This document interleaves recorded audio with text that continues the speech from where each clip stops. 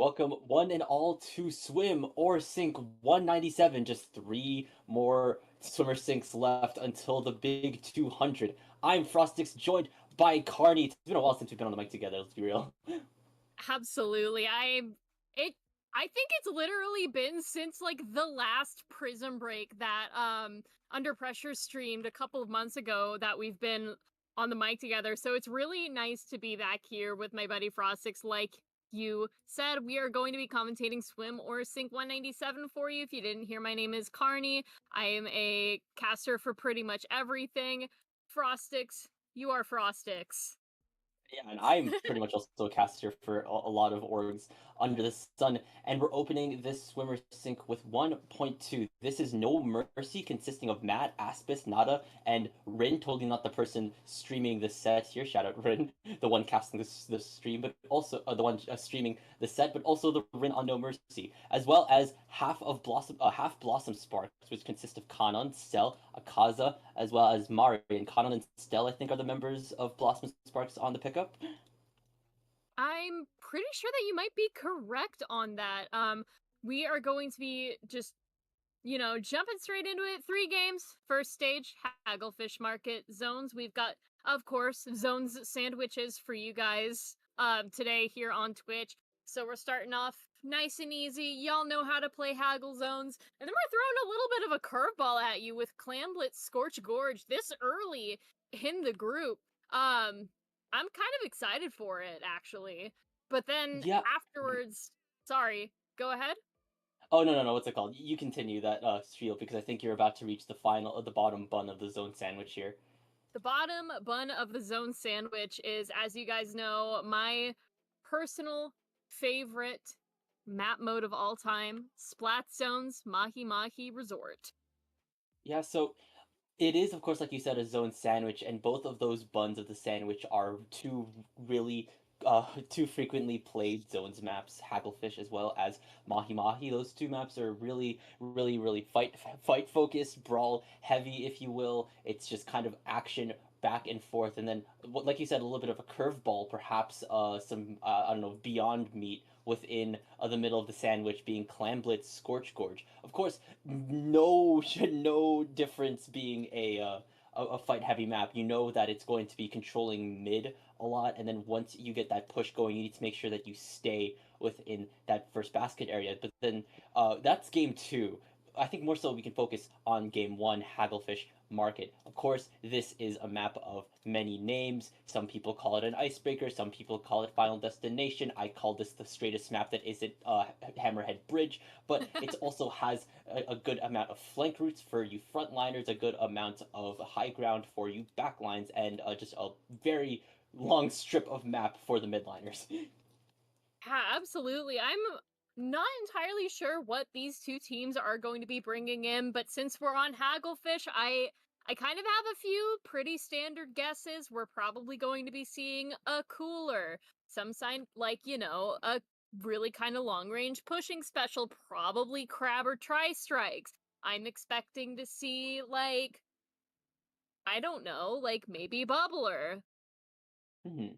But Bubble definitely does have its case, especially for chopping up territory on Hagglefish Market. If you can have a weapon like Decavitator or maybe Junior take that aggressive position, like put that bubble deep into enemy territory, it claims a lot of good space for your team to play around in here. That can be, say, under the tent or around that area of the tent in Hagglefish Market. It can even be on the steps. And then next thing you know, you need to worry about this really large obstruction in the middle of your own spawn. So we're seeing now these teams getting ready to go. Let's see what's in store. It's looking like I said, we've got some pretty standard things going on here. We've got a gray zap for the cooler on the side of Blossom Sparks, and No Mercy has decided to bring out the Headit. But I do want to point out, we've got a lot of really different options, and I think those might be Dowser dualies on the side of No Mercy, which you really don't see that often. Yeah, the Dowser Dualies are a really interesting pick coming out from Shio, but this does have a really interesting kit with a Burst Bomb as well as Tri-Strike, already good for contesting, but also comboing with things like the Tri-Slosher as well as that Sticker Stamper on No Mercy. Speaking of No Mercy, that appears to be what is coming out from No Mercy at least. I was talking about a half Blossom Sparks. That being said, the strikes come out from those Dowsers as well. Same thing with the Booyah Bomb, but it's not going to stop No Mercy from holding this zone. Oh, we did have a screen incoming there, pushing the rest of No Mercy back towards their area, but not really too much of Blossom Sparks avail. As we can see now, No Mercy is going to be just diving straight forward. Cooler is up. Walls are being placed on either side from that 96 Galdeco here, and that is where the Kraken is also going to be coming from on No Mercy. Now, Blossom Sparks is going to be throwing out those triple strikes, and they do manage to cap the zone, which is something that is going to be huge for them, because they do manage to give No Mercy a penalty point, but a wipeout on Blossom Sparks means that No Mercy is, well, gonna be living up to their name here pretty soon. Yeah, they're putting a lot of good pressure onto half Blossom Spark spawn. We're seeing Nada over here. They have the splashdown ready to rip. This could be devastating if they're poised in the right position. The Cooler's also coming out from the end zap here. There's also strikes ready from Rin. Here comes the splashdown from Nada. They will be able to get rid of Shio here. They're trying to get rid of Vivios. They will be able to do that, but they get taken down by Maritime. And now that's going to be a Cooler being deployed by the Headed here. But strikes are also coming out from No Mercy to keep themselves in a very solid upward position right now. No Mercy is now within the single digits here. They are within knockout range. Half Blossom Sparks need to start moving here. Akaza's trying to get in, but they won't be able to make it to zone in time. It's like you said, Cardi, No Mercy intending to live up to their namesake. Absolutely, and with a knockout first victory, it's obvious that the point is going to be going for them for this. And what an incredibly strong showing from this team.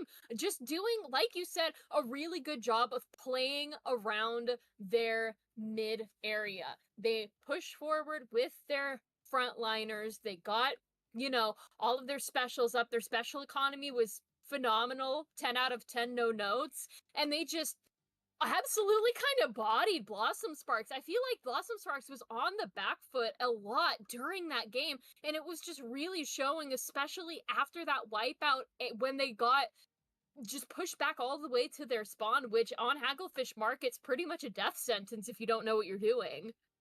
Yeah, especially when No Mercy was running a lot of aggression with their they had that custom blaster. It could be a little bit less aggressive if it doesn't have a lot of paint going for it, but I think that's also what No Mercy had a lot in store. They just had so much space control, which allowed that blaster to be playing very sneaky. It allowed them to play really forward, and then when you have something like a custom blaster that can combo you with just its damage as well as that splashdown, that trip splashdown special. I may be glazing triple splashdown a little bit too hard, but I love that special and it's really good for controlling space, commanding a lot of presence. So now going into game two, like I said, the beyond meat of this zone sandwich, Clamblitz Scorch Gorge.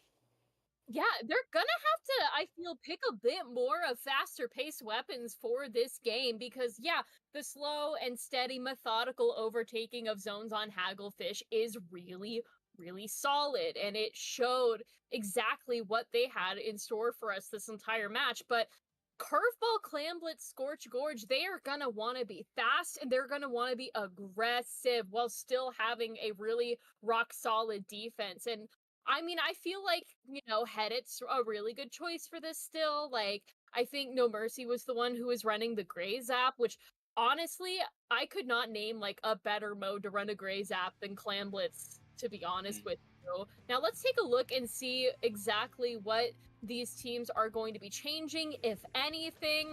Looks like we have had a major comp switch on the side of I believe that's Blossom Sparks.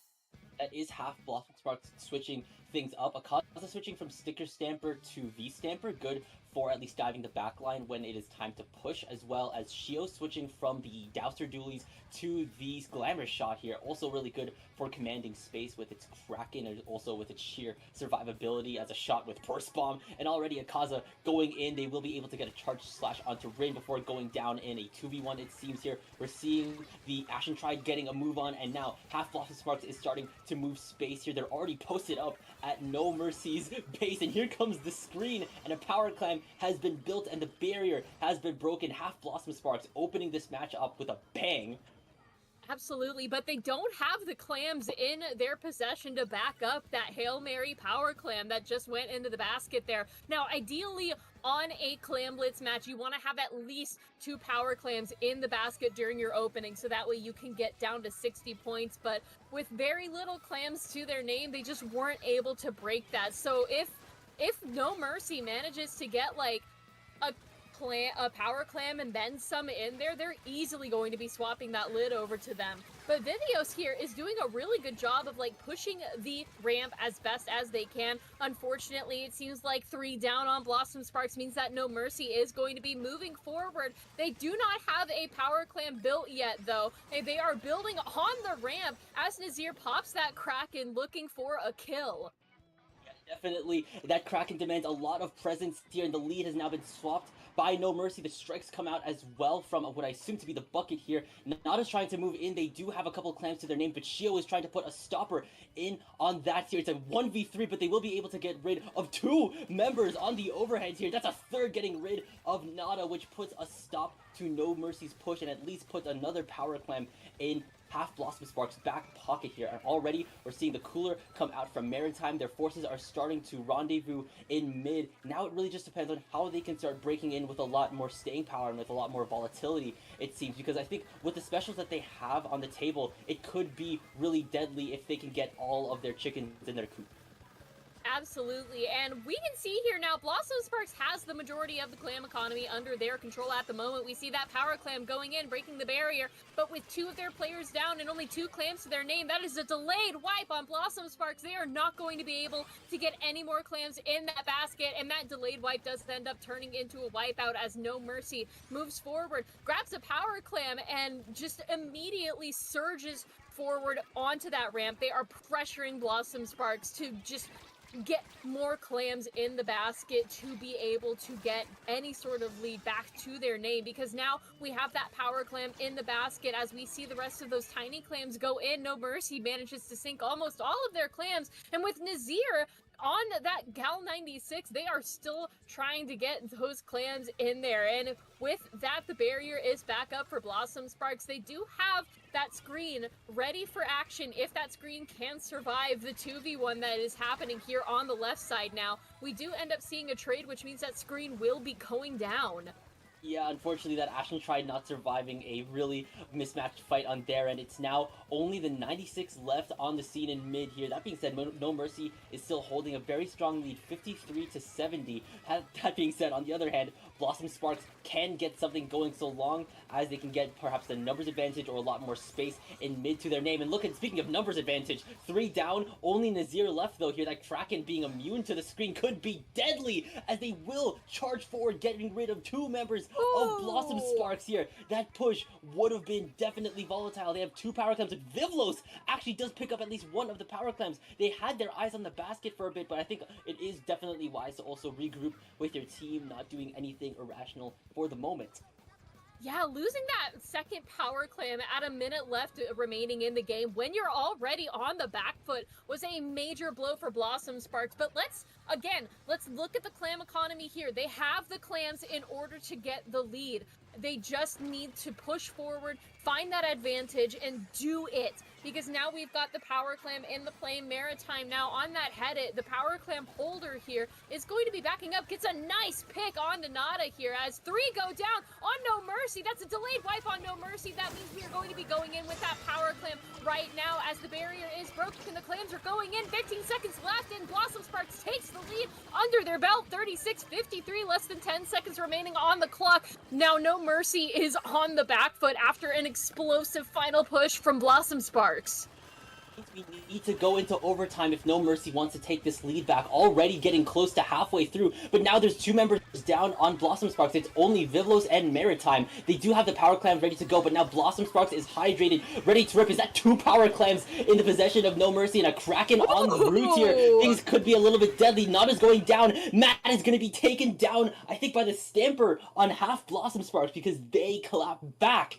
They will be taking game 2, which means we get to see a tiebreaker.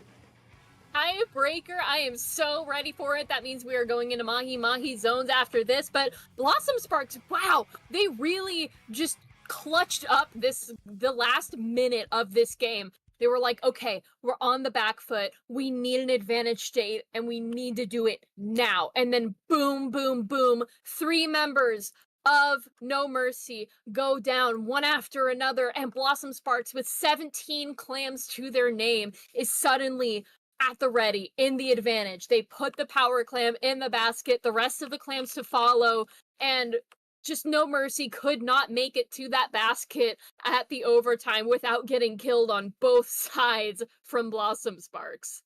And I think what's really interesting for Blossom Sparks within that final push that you were talking about was that they kind of executed it with a lot of minimal specials here. They did pop the Kraken, but after that, they just kind of relied on sheer willpower and manpower alone to just force themselves through. They were able to break through. And, you know, it was really interesting because Blossom Sparks comp here, they were running that Ashen Try, which is good for just denying space with the stream. Oh, not with the stream, but with the screen.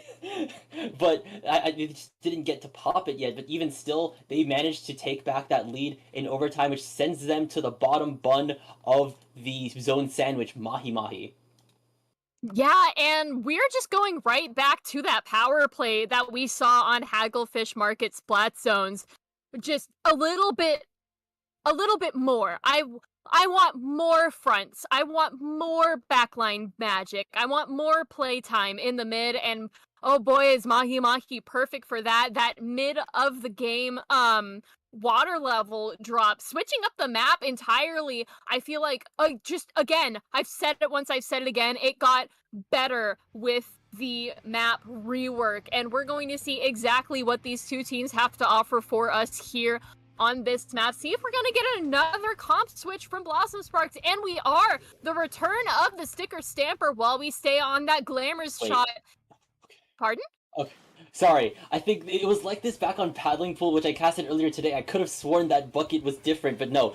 Rin is still on V-Bucket, and a very wise choice, of course, with the amount of utility and just overall aggression that Bucket can provide here. They're being attacked right now by Shio, though, but Shio is going down. Numbers advantage is 2-2, evenly split. The Bucket is being forced to jump out, but there's only Maritime left on the side of Blossom Sparks, but they're holding down the line to a T here. That being said, the zone is in Nooch here as the fight will reset back to a brawl.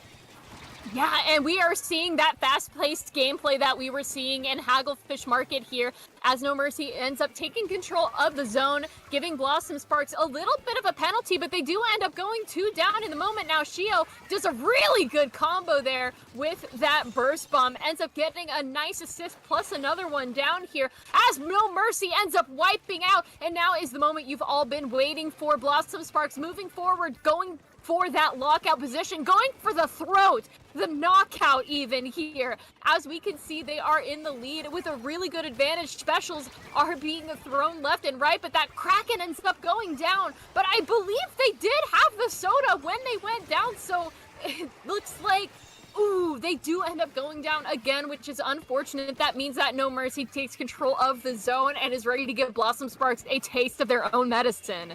Definitely. Now that they're out of their penalty points, they will start counting down. They have that splashdown lying in wait to be popped in case someone does not want to reckon with the custom blaster. Shio is going down at least, but here comes the screen now from half Blossom Sparks, of course demanding a lot of presence. But you know what else demands a lot of presence? Numbers advantage. Blossom Sparks was 2 members down earlier. Now they are jumping back into the fray and also hydrated off of Maritime Soda here. And that head is providing a lot of good cover fire as well as a lot of paint for half Blossom Sparks here. Maintaining at least the neutral state as it's predominantly magenta, but at least with not a lot of people left on Blossom Sparks, at least for now. It seems to be the case, but they are right back in control thanks to Akaza's Booyah Bomb.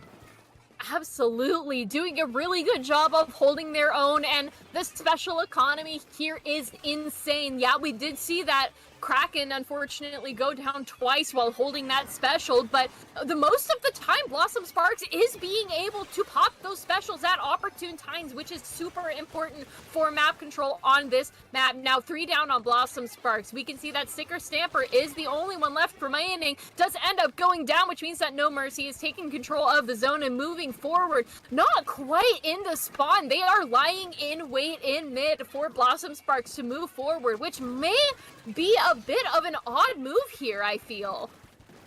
Would definitely be odd, especially now that No Mercy has taken the lead right back here. Akaza's going to throw out another Booyah Bomb at their feet before getting traded out by Matt. Now No Mercy is getting deadly close to that knockout range. They're breezing past that 20 threshold into the 10s here, and Nazir also has a Kraken ready to go. They will pop it out onto They was getting sent after Maritime, but here comes a screen from Vivlos, which will at least herald a flip for Blossom Sparks, which puts 56 and counting penalty points onto No Mercy, which at least allows Blossom Sparks to stay in the fight for a little while longer.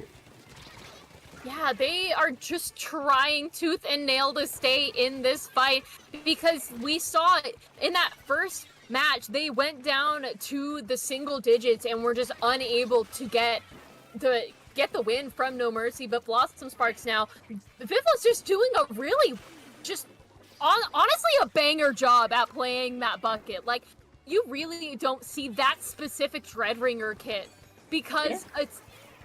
Is that... This is Try.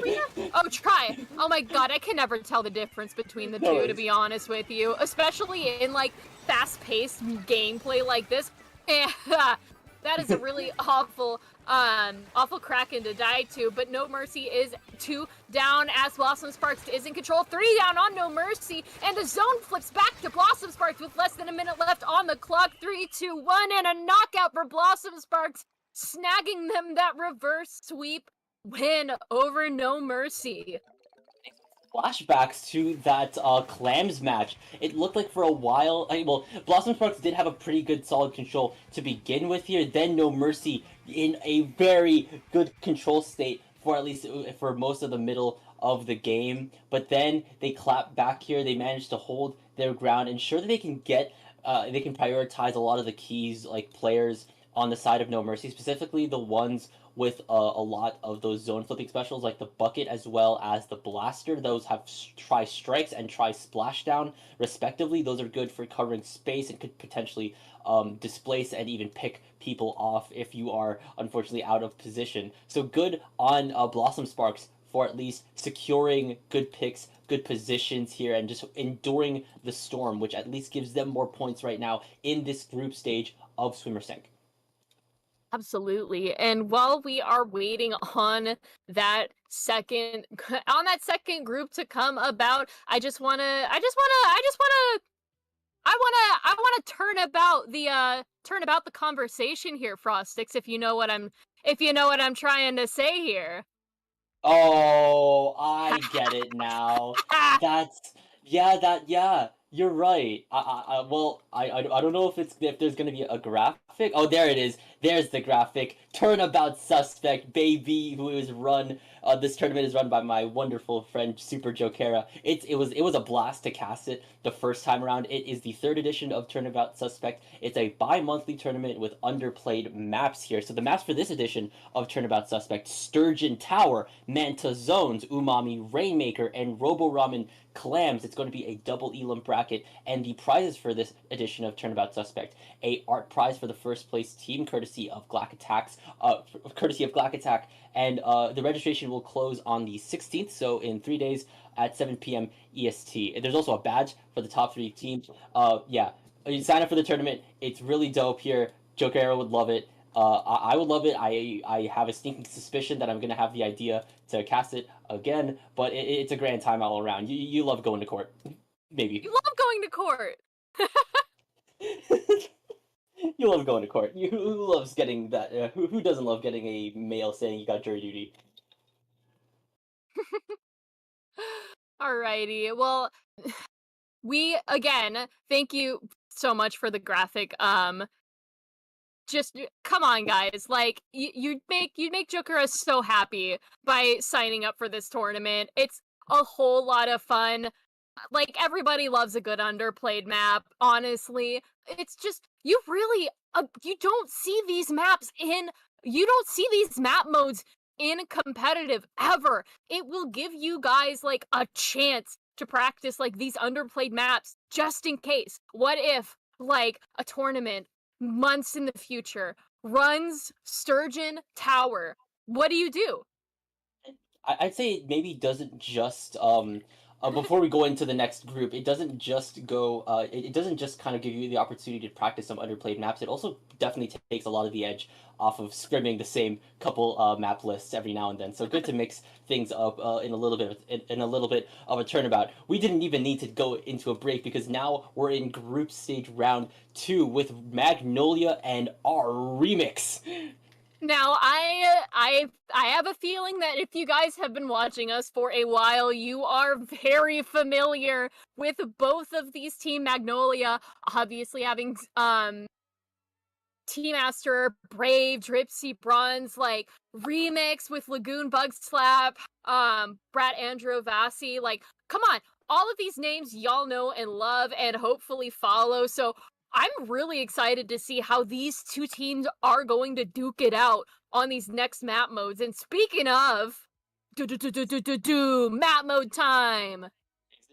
Time, at least we can see the first stage up on the list. And here's the extended forecast. Zones Makomart as our first zone sandwich bun. Then in the middle, which will be a more, I guess, traditional burger bun, which will be TC Hagglefish, ending on the bottom bun of Zones Umami. And I think maybe one more addendum about at least Magnolia here. This is their second tournament that they're playing today. I just watched them on Paddling Pool, so they've been doing a lot, and you know, shout out to them for having a lot of probably the stamina to take on 2 weekly tournaments within one day here. We saw Brave, Tea Master, Gypsy, and Bronze here. Really, they've made it pretty far within at least Paddling Pool's bracket, so let's see if they have the intentions to take Swimmer Sync. Yeah, just insane. Y'all are insane for playing 2, like, tournaments like this in one day. Mad respect. Now let's take a look at these comms. Whoa! New Jet Squelcher? Brave! Yeah, it's really interesting, I think, because on Paddling Pool, I'm pretty sure I saw Brave a lot on Frozen, maybe on Frozen Pro. It was a shot, but it definitely wasn't the Cobra Jet Squelcher, which is not just on Magnolia's end, but it's on Remix's end as well. Speaking of Remix, though, they're also running Blobbler as well as Octobrush here, so definitely relying a lot on perhaps maybe chip damage to get to maybe whittle things down for, say, the roller or for the brush to start breaking down. If we're seeing Lagoon, they're able to get rid of Bronze before going down to Dripsy, Slosher, and they're responding with the strikes immediately to flip back that zone. Holy Jet Squelcher, Frostix! I was not expecting to see 2 exact same Jet Squelchers on either side of this team. Now, Magnolia taking control of the zone in one fell swoop ends up getting the lead from Remix now, as Dripsy here on that Slusher playing the ledges. You gotta play the ledges in this map just as much as you gotta play with the stacks. Those are the important parts here. Now, Remix is going to be popping their bubble and taking control of zone, but they do have a little bit of a mountain to climb, especially with all of the paint that Magnolia has to offer here, because they are in control of the zone yet again. Remix does end up going 2 down in the moment. Now it is the bucket versus the world here, just on those stacks trying to stay, but getting chip damage from everyone under the sun on Remix. It's not going to bother Gypsy, though. They're maneuvering around the high ground of Makomart really efficiently, and it's something that you definitely should keep in mind as a Slosher player here, but they're being forced now, especially with the roller pushing up with the bubble. Daze is going to be able to get that, not just Dripsy, but Tea-Master as well here. They're controlling the space, which is definitely what you want to be doing, perhaps on Makomart. As now we're seeing the roller on the flank. Do they realize that the roller is eyeing a flank? Do they realize that they are approaching ever so silently? Yes, Dripsy will at least call out Daze's bluff here, but at least it will put this put a little bit more attention away from the rest of Remix, who are at least trying to hold down the zone. Bronze, a roller behind you! As Magnolia does end up taking control of the zone temporarily, Remix has Lagoon going in with that brush, ends up dying to T-Master here, as T-Master is once again just really doing a good job of playing the ledges here. Now Daze is going to be going down the blob lobber on the stacks is where you want to be with that specific bucket, because like we just saw, you can lob those blobs all the way to the opposite stack, which makes sure that the paint continues to be in your color in that area. Now it is just an absolute bloodbath in mid now as Remix and Magnolia fight for control, and that lead discrepancy just gets slimmer and slimmer as time passes on. 2 down on either side now, and it is just no man's land here in mid. I think now Magnolia is starting to realize what you can do to get rid of the ever so looming threat of the blob lobber, and that is of course just to go straight up to it and just give it a good old knuckle sandwich. I think we saw Brave do that here, but Brave's gonna go down to a series of bubbles from Bug Slap over here, just controlling the stacks in mid as a whole here. Meanwhile, the rest of Remix just constantly trying to dive into the front line, cause a little bit more of a stagger here. We're seeing Lagoon do that, same thing with Daze, but here come the strikes now from Dripsy here, which will allow the zone to flip in Magnolia's favor. The splashdowns also coming out from Brave here, forcing Bug Slap out here. They're being chipped down, getting a taste of their own medicine here, but Bug Slap finally going down to Brave. The zone is now in neutral and is back in the hands of Magnolia, who are starting their countdown. And an easy countdown that was. Brave now is going to be looking for some trouble over here on the left side, throwing those burst bombs out, trying to flush out unsuspecting members of Remix. Now we see that bubble being popped as the lead begins to swap over to Magnolia here, and again we're just seeing some really good plays from both of these sides now. Less than a minute left on the clock now as Remix ends up retaking the zone. Or maybe they don't. The zone's still in neutral here. Paint flying on either side now, but that triple splashdown ensures that the paint is going to be Remix's just for a short time. That is enough to give Magnolia a 50-ish tick penalty to work through. But with 10 seconds left on the clock and Magnolia in control of the zone very solidly here, unless something dire happens to Bronze, and then it's a wipeout here as Remix ends up taking control of the zone going into overtime, but they have a huge penalty and a mountain to work through. It's a really steep mountain to climb if you are Remix here. Lagoon does have the Zipcaster. It will be tossed out, trying to dive onto Brave here. The intention is not being drawn away though, as Magnolia's eyeing that zone with intent. Instead, Lagoon's going to be able to get rid of 50. The zone, however, being flipped one more time from a triple splashdown from Brave. So that's, with that overtime being quickly snuffed out, Magnolia will be taking game 1. What a crazy game 1 from both of these teams. They really pushed it all the way to the end of the timer. There was no knockout here, and honestly, it's easy to see why. Both of these teams just so evenly matched during this entire thing. It was just back and forth and back and forth, and we saw amazing plays from the roller, from the blob lobber. Like, can we just shout out the blob lobber for a moment here?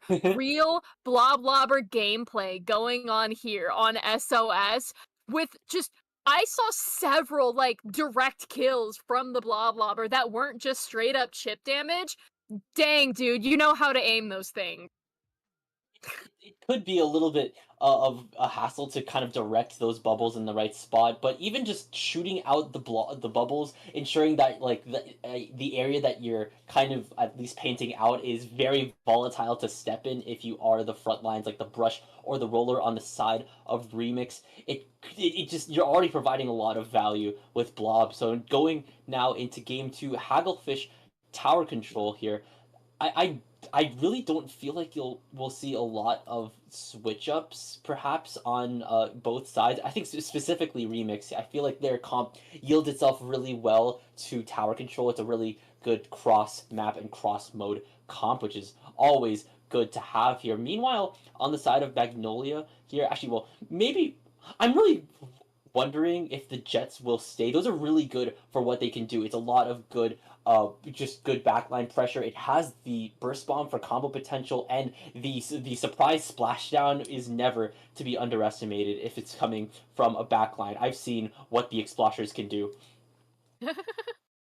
Not only like just the fact that they gave Jet Squelcher triple splashdown, but like they made this Squelcher into a front line. They basically made the Jet Squelcher into like a funky front line with the way that this new kit plays out. You can get really, really close. And take a look at this here. It's looking like we're not gonna see much of a change from either side here. You know what? That's fair. Also, Magnolia's comp yields itself really well to tower control as well. It has those strikes which can easily just say GG's and wipe out, or not wipe out, but just wipe the team off the tower when needed. It also has the bubble for guarding the tower as well as just chopping up territory in their favor, which is what Remix has as well. And the bubble from T-Master will at least allow the tower to start sailing forward a bit. And T-Master's on the offense, getting rid of Bug Slap and Daze. Meanwhile, the splash down from Brave will get the other two picks, securing a wipeout for Magnolia within the couple first seconds of this match, and they will now get onto that first checkpoint.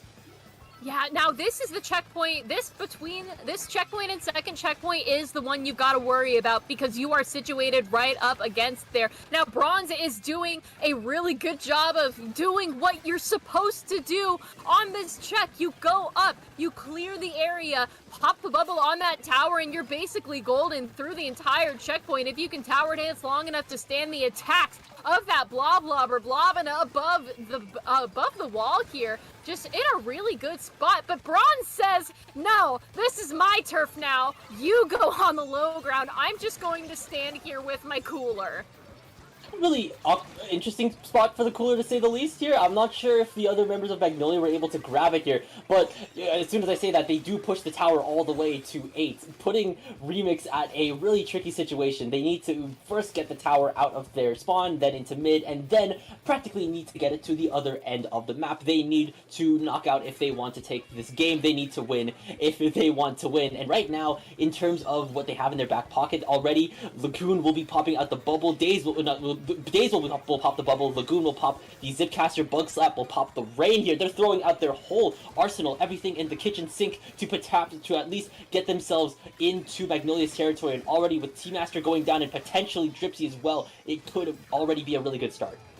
Now, Bug Slap here, moving out of the range of Dripsy was just a really good play because you are a blobber being threatened by a slosher. You need to move out of the way lest you get slosh chip damage to death. Now, Bug Slap jumping out again to keep that Rain in the back pocket was a really, really smart move. Now, Remix has a special that they can just use at any time, and with that, they use both of those specials here. As Magnolia moves forward, that's a very odd place for a bubble. I think they might have been trying to go for a flank here, but now we can see Brave has that triple splashdown, looking for a kill, ends up killing Brat, ends up getting Bug Slap. That's a wipeout now. As Magnolia is going to be moving forward, they are looking for the kill. They are going for the throat here, and I believe they're gonna try and go for that knockout if they can.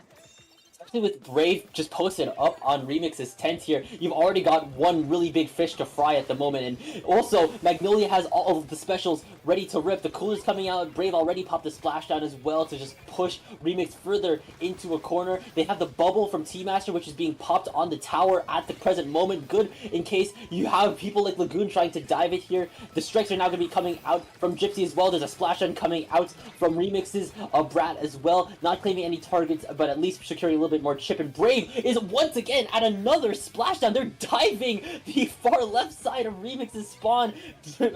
Brat's going to be going down here. Gypsy's trying to hold it out, but they're in a 2v1 between Daze and Lagoon, but Daze is going to go down. Lagoon's going down as well. Overall number advantage is still in Magnolia's favor. It's going to be 1 minute on the clock really soon, and the tower just won't get out of Remix's side of the map. Yeah, no, Brave going with 3 triple splashdowns before Brave ended up dying is insane. I gotta know the amount of like special charge up that guy is running on that jet, because geez, dude, Like, come on now. That's just kind of playing dirty, low key. Now, Bronze is going to be punishing those who try and stand in their way on that ramp. Now, the action line is looking like it's gonna start slowly but surely moving towards that first checkpoint, but it's just with the last 30 seconds of the match and with Magnolia in such a good position, it's really just going to be easy for them to hold the tower right there if they so desire, but it's just, you look at the numbers advantage, look at the paint across the map, it's blue, the map is blue, it's just straight up blue instead of even inside of Remix's spawn. Yeah, just like, especially with those strikes coming out from Dripsy here. Overtime does happen, they need to at least get a lot of things going, but it's only days left here. The numbers were stretched too thin, the resources were depleted even before overtime started. Paint, it's like you said, Carney was predominantly blue, like it was the cast of Avatar or something. And now, with a 2-0 overall in the set, Magnolia is going to take the set win. More points for them within the group stage. Absolutely. Just, man, super, super strong showing from Magnolia in that second game. Like, the first game was really good. Really, really good for both of these teams. Either of them could have won it. And then Magnolia, straight out the gate, was like, all right, our set now, okay? And Remix couldn't do anything about it, I to be honest.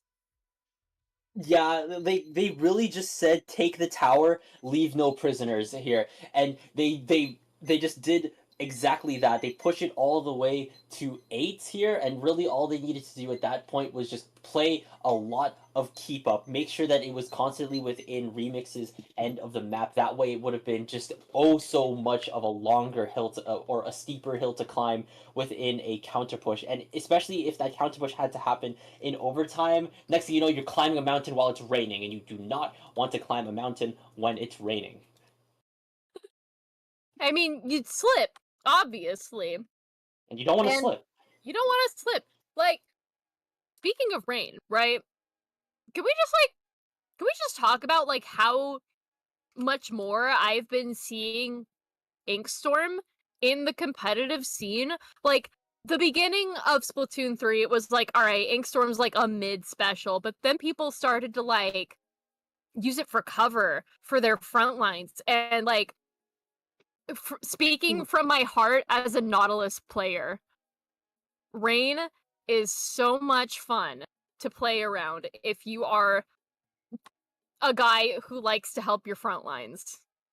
I mean, within my team, also have a Nautilus player, and that Rain really does help a lot. At least with at least just kind of just assisting me within my, I guess, frontline duties. It does at least provide a lot more chip damage onto the enemies that were diving. Also good thanks to that sudden healing that it got. I think maybe later on within the patch cycle, good for keeping your more frontline heavy members alive. And once again, no need for a break. We're already within group stage round 3. This is 1 sweat and 3 casuals versus your mom? Versus my mom, what the heck? I didn't know my mom started playing Splatoon 3. Wow, I'm gonna have to like get her user and befriend her. Ha ha ha ha ha. Man, I'm full of jokes tonight. The jokester, but I mean, looking there's a at reason why I'm called Carnival. Okay, okay, that was good.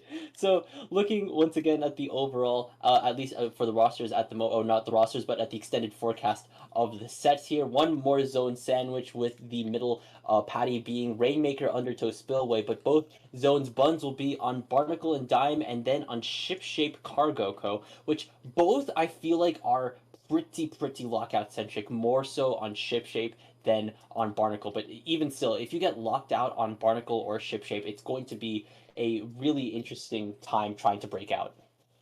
It's because of that. It's because of that death pit, dude. The death pit on both of these maps is insane and huge and hard to get out of if you don't have like specials, if you don't have coordination. Just don't get locked out. Try your best. try your best not to get locked out. That's all you can hope for on these on Barnacle and Diamond ship shape, honestly. But seeing ship shapes kind of refreshing. I feel like I haven't seen a ship shape zones match in a while, but more on that later if we get to it. Let's go shopping. Let's go shopping. It's time to enter the mall here, and already we're seeing half gallon. I think that's a blaster on the end of your mom. Meanwhile, on the side, on at least on the side of your we're also it appears that Travis Scott has ended the battle. Thanks, Travis Scott. I don't know what's up. Maybe a little bit of a weapon hiccup. Maybe we're pre-sensing some internet issues to come. I sure hope not, honestly. I was ready for like a boom, boom, boom, quick set. You know? Could be, especially with could be. But when they were loading in, I saw with my own little eyes a Zimmy. I did see that too. I did see the Zimmy. I saw the Zimmy, and running the Zimmy instead of like the Rattler mini. Interesting choice, but I feel like it'll work, honestly. It does have that big bubbler, which is already good at contesting a lot of power positions, especially on Barnacle and Dime like Plat. If you can hold that with the big bubbler here, or if you can even go deeper into, say, courtside with that bubbler here, you're just chopping up a lot of good territory for your team to play. And meanwhile, on the other team, boom! Next thing you know, you're afraid to drop because there's a bubble in there, and there may be a Sharking front line waiting to immediately dispatch you. The Zimmy I did see here, but I could have sworn that they were running some charger, maybe that one with Crab. I may be seeing things. I'm not entirely sure here. But one thing that we do know for sure is that Rexy needs a minute. I think that's on the side of your mom. So they need a minute. Yeah, you know, we're just gonna sit here and chill for a little bit. It's gonna be a fun, chill, you know, sort of thing. Now we talked a little bit about splat zones on Barnacle and Dime. I feel sorry. One of our tournament organizers just sent a really funny photo to the stream coordination chat of my mom, and it's a Finon from Honkai Star Rail pointing to himself with a question mark. So please imagine that emoji as me right now. My mom. My mom. It's just also sudden, and it's also sudden in group stage round 3. Like my mom and my mom. Who knew? Actually, this does actually remind me of the time maybe back in Gommel. One of the teams that were playing, they had a father-daughter duo within their team. It was a really interesting thing to see. It was cool, yeah. But I believe we are ready up again to see what actually these teams have to offer for us for this first map and mode. Now, Barnacle and Dime, we talked a little bit about it. It's if you're locked out, you struggle a lot, I feel, on this map. But it's just, I feel, a really good zones map. Like, it's like a real, honestly, dare I say, Barnacle and Dime is a really good map just on any mode. Honestly,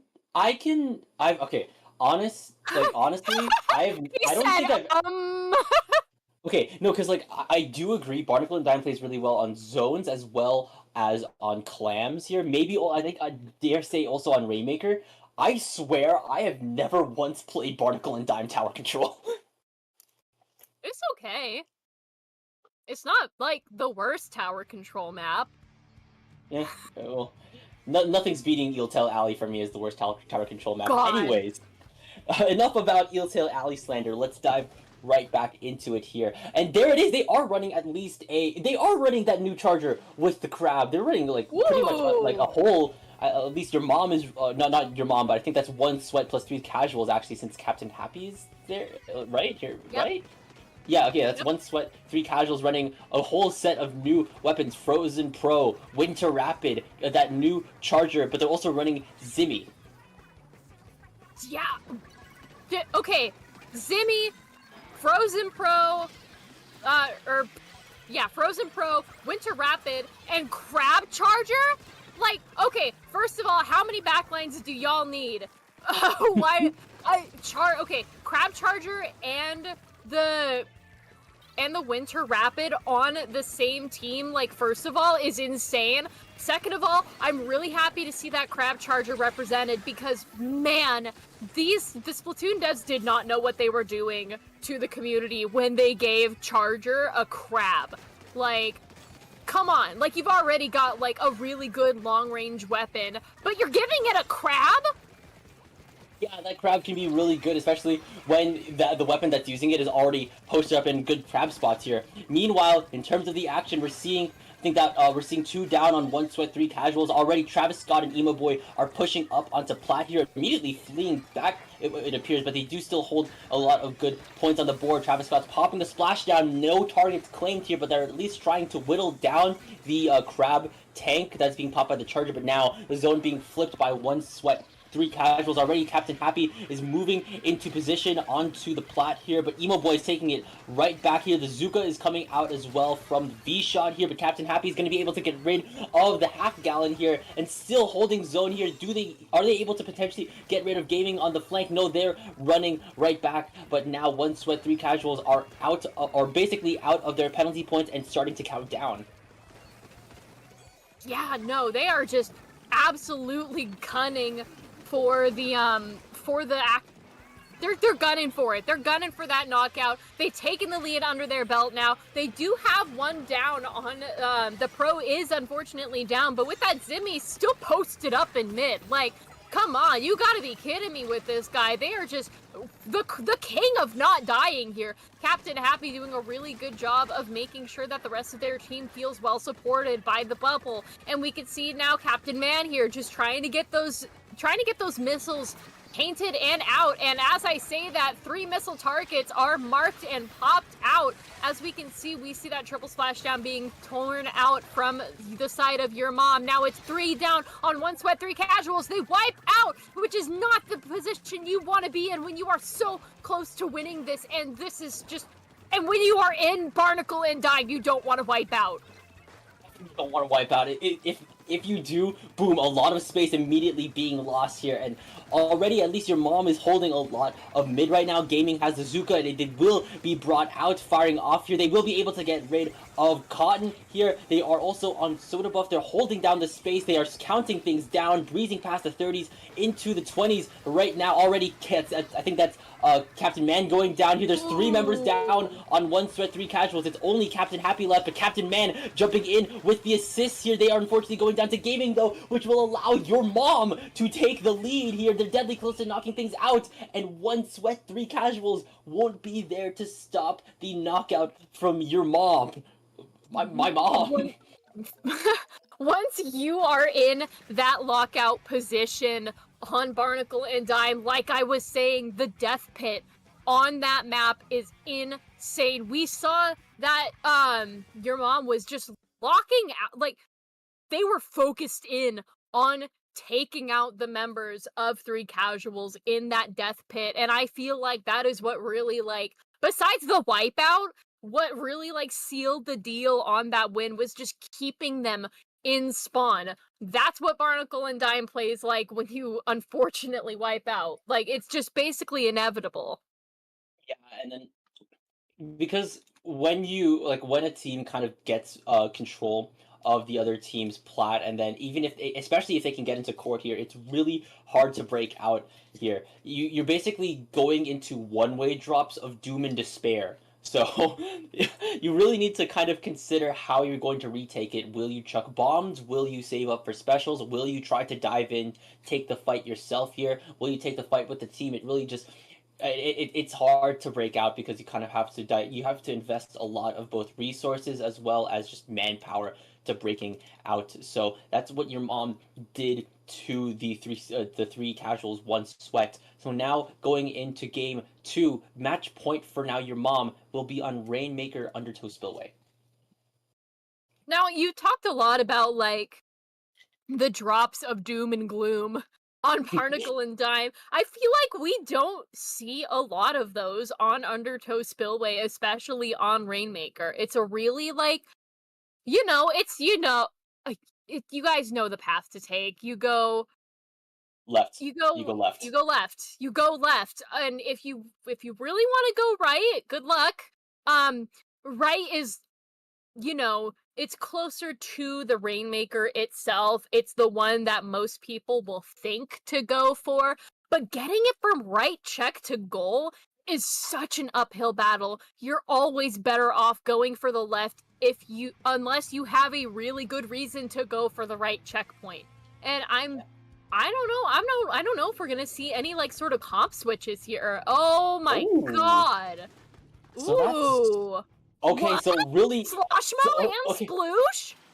Okay, so on the side of your mom, we're seeing Zoning go from I'm not sure what they were on last time around, but they are now on the 96 with Cooler. That's going to be their Cooler option, a 4-shooter comp on the side of your mom. Meanwhile, more drastically on the side of One Sweat 3 casuals here, Vanilla Sploosh, Sloshing Machine, and Scoped Sea Leader here. Still running two backlines, interestingly enough here, but a lot more aggression coming out from One Sweat 3 casuals already here. We're seeing Cotton trying to get an aggressive start. They will be able to pick up the Rainmaker. They are noticed by Emo Boy, but they're retreating into this cubby within mid. The whales are coming out from Emo Boy as well. There's still no machine here, as well as no Sploosh. The strikes are coming out, and the bomb, as well as a pinch from Zonic, will stop that Rainmaker from advancing any bit further. It's really interesting to see the swap to Scope to Sea Leader here from... I'm just kind of baffled at the choice, to be honest with you. I feel like E-Leader itself is kind of a strange choice on Undertow Spillway because there's so much clutter in the map. You don't really have a good line of sight anywhere unless you're on that specific spot where your backlines stand. Now we can see there is going to be a little bit of a fight towards this, wiping out your mom. One Sweat 3 casuals grabs the Rainmaker and pushes forward with the force of 1,000 suns here. As we can see that Captain Happy has picked up the Rainmaker here, and we can see that Kid Danger taking up that behind flank with that range is going to try and just or not range, rapid. Why does the rapid not shoot? I'm so confused. Hold on. Let me reset. No worries there on that end here. You saw, I think, previously One Sweat 3 casuals, they were trying to at least get their move on here, but they get shut down by your mom intercepting that push. Already Travis Scott does have the splashdown ready to go. They are already eyeing a forward position here, but Captain Man eyeing them to potentially put a stopper on that. Do they realize that the blaster is still there? They are rapidly approaching the backline. They're eyeing Cotton here. They have the means to pop the splashdown, but they get cancelled out by a combo of Captain Man's Sloshing Machine as well as Cotton's Kraken. Now Cotton is going to be picking up the Rainmaker. The stamp's being thrown out to no avail right now, but the path has been paved in purple, and they are able to take the lead, but they are going 2 down to Travis Scott's triple splashdown. Travis Scott just barely avoiding that Booyah Bomb. Their foot was in the Booyah Bomb as they escaped from that rail, just thankfully unscathed for them. Now, just... We really see these kinds of fights all the time in Undertow. It can't always be like 1 checkpoint, 2 checkpoint, now you're done, sort of thing. It's sometimes gotta be the knife fight of checkpoints in mid, because neither of these teams have gotten a checkpoint yet. We are 2 minutes left in the game and counting, and neither team has managed to crack a checkpoint. It is just no man's land everywhere here. We can see, but that three casuals has managed to pick up the Rainmaker in the moment now. They do end up losing it to the whale. It is just deep in the middle of your mom's territory now, and it's, again, it's just still anyone's game. Like, One Sweat 3 Casuals has the lead, but it's not a big one. It can easily be overtaken if your mom pops the checkpoint, but the checkpoint is going unpopped. Yeah, it's really interesting that both of these teams were able to just put stoppers in each other's pushes. The lead is definitely attainable if your mom can just get the specials going to pave a path, whether or not that's splashdown or tri-strike. But right now they have bigger fish to fry. They have bigger bubbles to pop here. Two members of your mom are going down. Kid Danger will be getting the Rainmaker. And once again, One Sweat 3 Casuals eyeing that first checkpoint here now with a Kraken to cause a little bit more havoc. That being said, One Sweat 3 Casuals are all going, or there's three members down. It's only Cotton left, and they're left in a 1v3. They're being taken down, which gives your mom less than 30 seconds left to get past that first checkpoint, even by a smidgen. And already Zoning's trying to get a move on. Same thing with the Blaster, Travis Scott as well here. They're already eyeing that first checkpoint, and Gaming will get the slam on, and no one from One Sweat 3 Casuals appears to be there to stop what is about to happen, which your mom will be able to take the lead.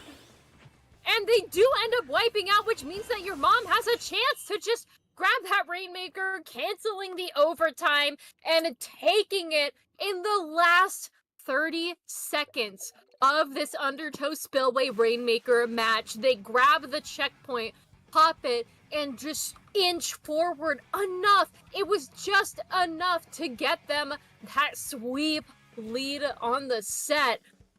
Wow, what a tense match! It definitely was tense for both of those teams, just constantly pushing back and forth within mid. Like for a good chunk of that match, I don't think that Rainmaker got anywhere close to that first checkpoint until One Sweat plus 3 Casuals were able to finally break through here. And I think especially it was with considering they had that Kraken, which would have soaked up a lot of the incoming damage as they got to that first checkpoint. But then within under 30 seconds time, your mom pops them out of their own spawn, flushes them out again, gets to that first checkpoint, pushes them even further back into their own spawn, and then take the lead, canceling out overtime, which means there's no need to head to Shipshape Cargo Co. We're skipping the bottom bun. Your mom will take the set 2-0, and wow, I really need to check up on my mom. They are cracked. I gotta see what my mom is up to on this game. Like, dang, cracked is definitely a word for it. But like you said, we are leaving this unfortunate zones sandwich open faced, to say the least. As your mom takes 2 games in the set, that means that it is now the end of groups stage. Brackets are being seeded as we speak. But I think we finally have time for a break. Oh, yes, we can finally rest our voices for the meantime while brackets are being finalized here. So get yourself some water. This goes for us as well within Live Room 1. So don't go anywhere. Swimmer Sync 197 will be back with the Great White Bracket.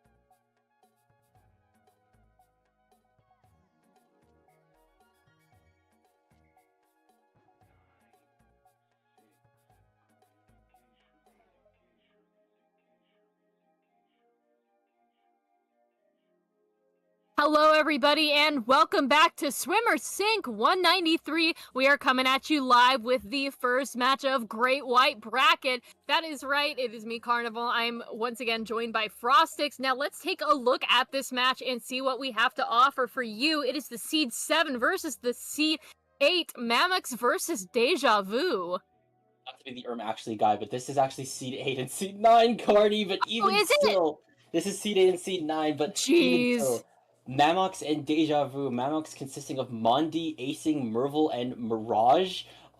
This could be a all-star lineup in your hands, but they're also going up against Deja Vu, of course, consisting Diva, C, Velvet, and Vera, going to be on the first bun of the zone sandwich, which will be on Robo Ramen. Robo Ramen Zones, a classic in today's tournament lifestyle.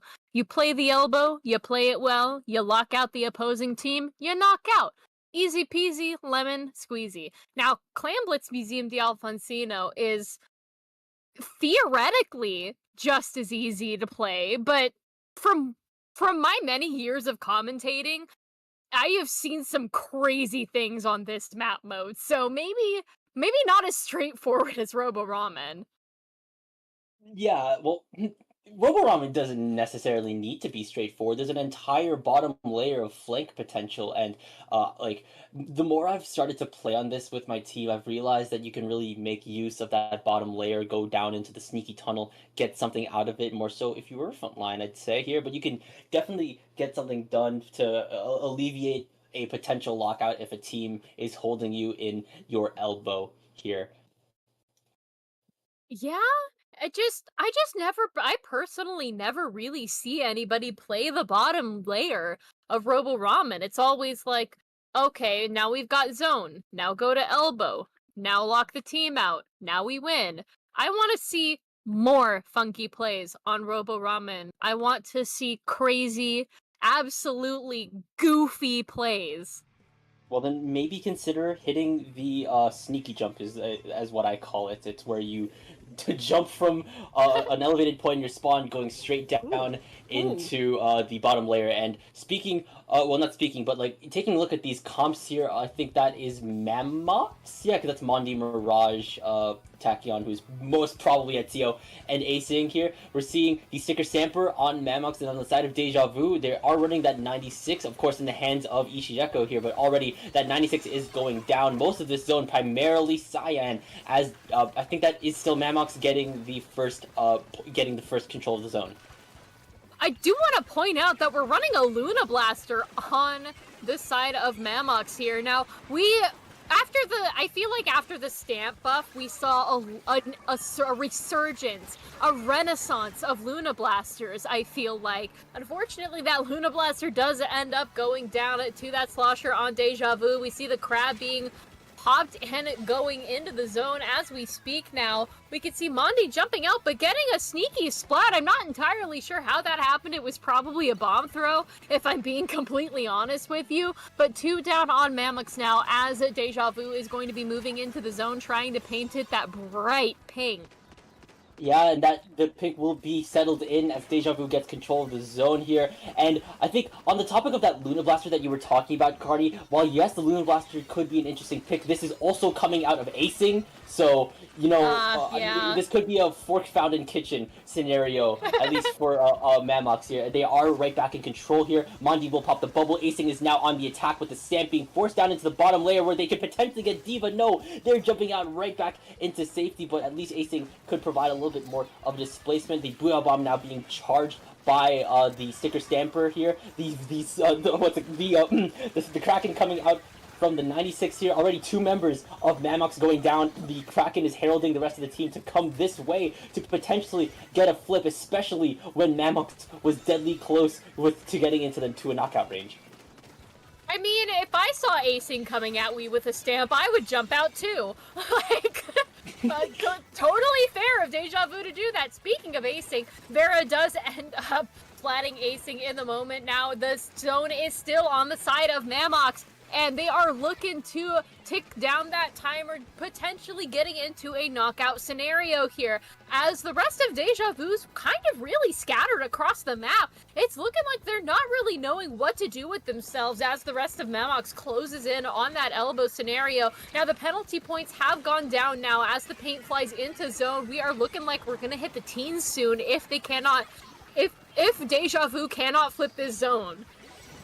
They need to flip that fast, especially they did try to get the strikes going. That being said, they will be able to flip the zone. 47 penalty points being applied over to Mammox. Mondi's being forced to jump out. Bear is going down to Tachyon. Or actually, no, more so to Mirage, who's holding a very aggressive position onto Glass, closing in on Elbow. Mondi, I think, as well as Acing, are starting to get their move on into Elbow as well. Actually, they're at least holding the zone right now. They're being a little hesitant to enter Elbow right now, and especially with that crab being out on the side of Deja Vu, it's definitely understandable, especially when that crowd could potentially help getting 2 members down. So once again, Deja Vu still wanting to stay within this match. They have around 2 minutes left on the clock for them here, and they are out of their penalty points. They are counting down, but it looks like Mammox is intending to flip this right back into their hands.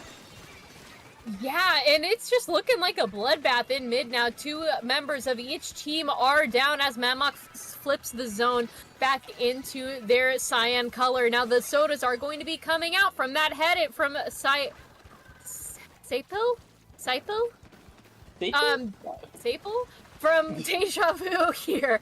As we can see, the bubble is popped on Mammox's elbow, which is a really good spot for it, but that head it just absolutely shreds through it. And now Deja Vu is on the bit of an upper foot here. If they can get into that elbow and lock Mammox out, this could spell doom for Mammox's lead. Definitely, especially considering Deja Vu got a very strong couple of like, not a couple, they had a really strong hold going for them, but with Mammox immediately flipping things right back with 40 seconds left on the clock, Deja Vu needs to start acting fast, and especially with Ezio, I think, as well as Acing occupying elbow, and already Tachyon's moving in. They're being forced to dip down into the bottom layer here. Mondi's unfortunately going down, but the damage is slowly being dealt. 2 members down on Deja Vu. They are out of their penalty points. Diva does pop the crab here. I think Staple's trying to get their move on as well, applying a little bit more paint, but here comes Tachyon with the intercept here to close out this game in a knockout for Mammox. Absolutely, and a really good knockout indeed. The timer was ticking down, and it was honestly anybody's game for that first couple of seconds there, but like, man, Mammox just kind of bodied them there in the end. I feel like they got on a little bit of the back foot when Deja Vu had retaken the zone. They were moving forward into elbow. It was looking really good for Deja Vu. They got through a couple of their penalty points. They got through, like, you know, a couple of their regular points, and then all of a sudden it just, the front line collapsed. It did, yeah. It really just did feel like Mammox was just constantly dealing several blows onto the front line here, whether or not that's coming from the Stamper or from the Luna, or also from Mondi's aggressive Junior. If you know Mondi, this is what they can pull out like whenever they play Junior, like a really aggressive Junior pick from Mammox and in the hands of Mondi. So definitely watch out for that, especially as we enter Clamblitz Museum here. I'd say if Mammox can get within really good power, can like occupy a lot of good power positions here, they could have some really, really lasting clam pushes. Absolutely. And like, with the amount of like funny things that you can do on this map, I wouldn't be surprised if we saw like Mondi on box chucking clams up onto the basket area, or like I'm envisioning it in my head, and I see Acing with the stamp around the spinner area where the basket is, and Mondi just chucking clams, and then all of a sudden we've got a power clam, and then boom. That is my vision of how this match may go if Deja Vu does not watch out. Yeah, Carney apparently having the Apollo's gift of prophecy, perhaps, but we'll just have to see if that prophecy does come true already. Oh no, Acing's going for the box. Yep. Apollo's gets the prophecy, folks. There it is already, and that's at least one thing coming true. But right now, mid is looking like a bloodbath right now, trying to at least contain space as well as numbers. And oh, there's Mondi at the box, like you were saying, Apollo's gift of prophecy. Now the Tachyon throwing a Booyah Bomb onto the spinner, and Mondi won't get the basket just yet. I think they whiffed the throw by just a bit, which at least keeps the basket closed for Deja Vu at the moment.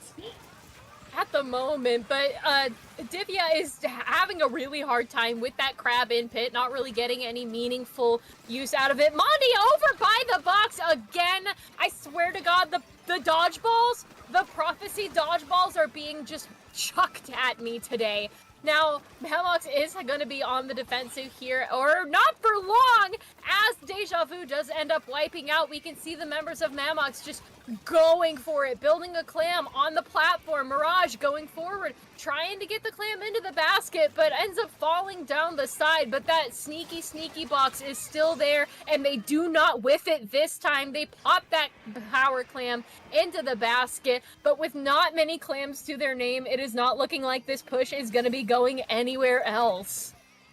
Definitely, that only with one power clam to their name here, it'll give Deja Vu a lot more things to work with here, but Mammox will immediately just build another power clam in Mirage's back pocket here, but Deja Vu at least hold mid right now. We're seeing Velveto move towards the ledges, trying to at least play around them, already getting a pick onto Acing. They do have the strikes ready to go. They will pop that out. They will throw it onto the spinner here, but I think Devia's going down as well here. I think within the backline to Tachyon, who has been there the whole time, it seems here, but they're finally going down to a joint effort by the rest of Deja Vu, but unfortunately that's not a lot of progress made on their end if they want to get onto the basket, because now Mammox is already right back on mid-spinner. Mirage getting that sniper, but they're being hunted down by Bear's Kraken here, but there's another power clam just lying in wait.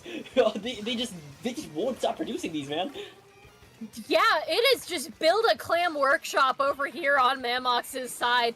I want to point out that pencil just absolutely bodying that poor Headit from afar. That is like the power of pencil if you are not careful with where you are standing on this map, because yes, the pencil can and will reach all the way over to your platform, and it can and will kill you. So here comes Mondi now, going for that box again. Grabs the sodas, goes for the ramp. We can see pushing up with Tachyon here, but Deja Vu is on the defensive. They are prepared for it, but Mammox has two power clams to their name, and that first one does end up going in, and a second power clam has hit the basket! You know, I just can't believe you did my own bit to me, Cardi. That is nuts. That is nuts. I was waiting for it! That being said, though, I'm pretty sure Mammox actually had 3 power clams, because look how much score has whittled down here. They're already within the single digits, Mondi. There's one more clam left here, and with a triple power clam push from Mammox, holy crap, Cardi, that will secure them. Museum Delfonsino, taking the set 2-0. Unfortunately, this is where Deja Vu's story ends. Mammox are moving forward in winner's bracket to go up against Seed 1 Fit MOTIF. Wow, it was a lot of waffling around at first during the beginning, but Mammox getting 3 power clams into the basket and then just dumping the rest of the clams in there while Deja Vu was unable to do anything to stop them just really seals the deal. It would have been extremely funny, I feel, if we had gotten like a 4 power clam push, but 3 is good. 3 is incredible. Like, you really don't want to see like 3 power clams being hurled towards your basket. But like you said, Mammox is going to be moving on into the set, but unfortunately, the ones who are not going to be moving on in this tournament are actually us, because that means our block is over and done with. Fortunately, yes, this is the end of the road for us as well. So you are going to be hearing from Ellie as well as Osa. Not just that, you're also probably going to be seeing them because they probably intend on having their cams on here. So it's before we do disappear into the ethereal void, Cardi, where can the good people of Twitch chat find you? You can find me on my socials shown below at carnivai.bsky.social. You can also find me on Discord or on Twitch, wherever you get your Splatoon 3 tournament content. I commentate for a lot of things. You've probably heard my voice before if you've tuned into IPL. But enough about me. What about you, Frostix? Where can we find you after all is said and done? After the dust all settles, you can find me on Twitter at TK_Frostix, on Blue Sky at frostix.bluesky.social. I commentate for just a bunch of orgs under the sun. If you were watching Paddling Pool earlier today, you probably heard my voice as well here. But also, if you want to support some of the personal work I do, you can read my web novel Gap Year on Wattpad. I swear it's worth your time. Anyways, here, like I said, you are hearing and seeing from Ellie and Osa up next, so don't go anywhere. The rest of Great White Bracket will continue after a brief break.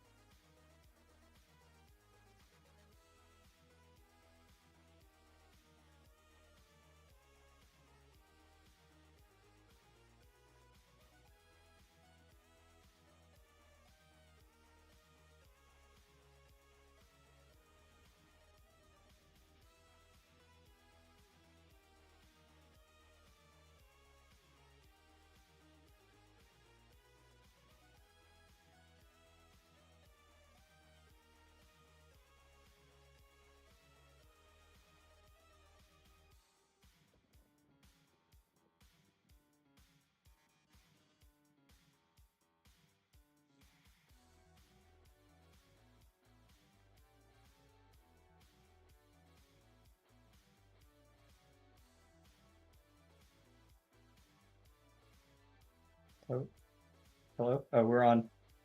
Hello, welcome to SOS 197 Great White Bracket. This is their quarterfinals. I'm Ellie. I'm joined by Osa. How you doing? Hi, I'm fine. For first time doing commentary with cameras on that isn't at Sea Battle, so I'm like nervous, but it's okay. I mean, I'll get over it as it goes on. You know what I mean? I mean, it'll be fine. I'm not a commentator at all, so I don't do this Mhm. ever, much less with a camera. So I'm looking at this and this scares me, low key. But we do have a pretty good match coming up here. We have got two teams in, winners quarters with Reach Out the Truth and I don't know how to say this name. How did No, that's you right. ask me? Laniakea. Laniakea. Laniakea. Okay. Yeah, can we get the rosters on screen? Let's go up. Cool. All right. Bounce, Goldie, Blues, and Floral being Ivy the roller. Pretty stacked roster. I don't know what you Oh think. my god, yeah. Oh my god, yeah, for sure. So little information about Ivy. Well, I don't know Ivy's pronouns. I'm gonna. There. Do you know? Okay. So Ivy showed up to Sea Battle, I believe Sea Battle 5, and kind of just beat everybody really, really bad. think it was Not to second. mention having what's up? Didn't they play second? Besides the team from Arizona, that doesn't count. And then otherwise in the roster we have Bounce, Goldie, and Blues, who are all very, very talented players. I will say Blues, one of the best leader players I've ever seen. Oh? Me and him used to play all the time. We kind of stopped talking as much, so now he really plays with Goldie a lot. And also Goldie, another person from Washington State, really, really talented shot player, and Bounce is a very talented 96. Yeah. I didn't have time to talk about the other roster, but the first game will be Zones Mahi, a very, very classic map mode for this game, I think. Yeah, we can leave the map alone. I think, we just had a block for us, probably said the same thing about Mahi. They know by now. Tell me a little bit about Laniakea, because I don't really know these players. I saw one name that I thought was really good, MTF Doom, but That's my I don't goat know. Luna. That's my goat Luna Zuka right there. Oh, they're bro. not playing. It's such a good name. I know, bro. It's so I see her in open all the time, and it's so funny. I love that name. But we do see a kind of, I think it's Coolerless from Reach Out to the Truth with, yeah, there's no Coolerless. Yeah, you're right. And then we see a the new Oh, Bow Bo. and Carbon from, how do you say the name again? What's a new Carbon? Oh Wait, yeah. who? How do the blue team? Oh, Laniakea. Laniakea. Okay. Oh, hold on. Shoot. The leader you're glazing, they just shot two people. Oh yeah, no, that's true. This is how that works. No, 3 down to the side of Laniakea as Reach Out of the Truth already has control of zone, already taken down to like about 80 points. And we kind of just see, I think the strength of Reach Out of the Truth comp is all those one-shots, right? They have Roller, they have Leader, they have Kraken, and even if 96 isn't a one-shot, it feels like a one-shot, you know what I mean? Yeah, if they get set up behind that wall and, they can shoot the gun good, which, to be in Great White Bracket of SOS, probably pretty good at that. It's pretty intimidating, especially on a map like Mahi where it's so open, those walls can be so aggressive. 100%, and we're kind of, like, as we were just saying, we kind of see the strength of that Leader as Luna is the only one left up in zone, but Blues does take her out. And now, Laniakea does have a Booyah Bomb, we'll have to see how they use it, and... Oh, the roller! However, Blues gets the kill onto that Booyah, but Namaka does come from behind and kill him. So now Laniakea in control of the spot zone here. We do see Reach Out of the Truth with a Crab Tank, which they might have to kind of just wait. I'm assuming they're going to use that Crab to get their Carbon in a lot of the time. Or not their Carbon, their V-Roller in.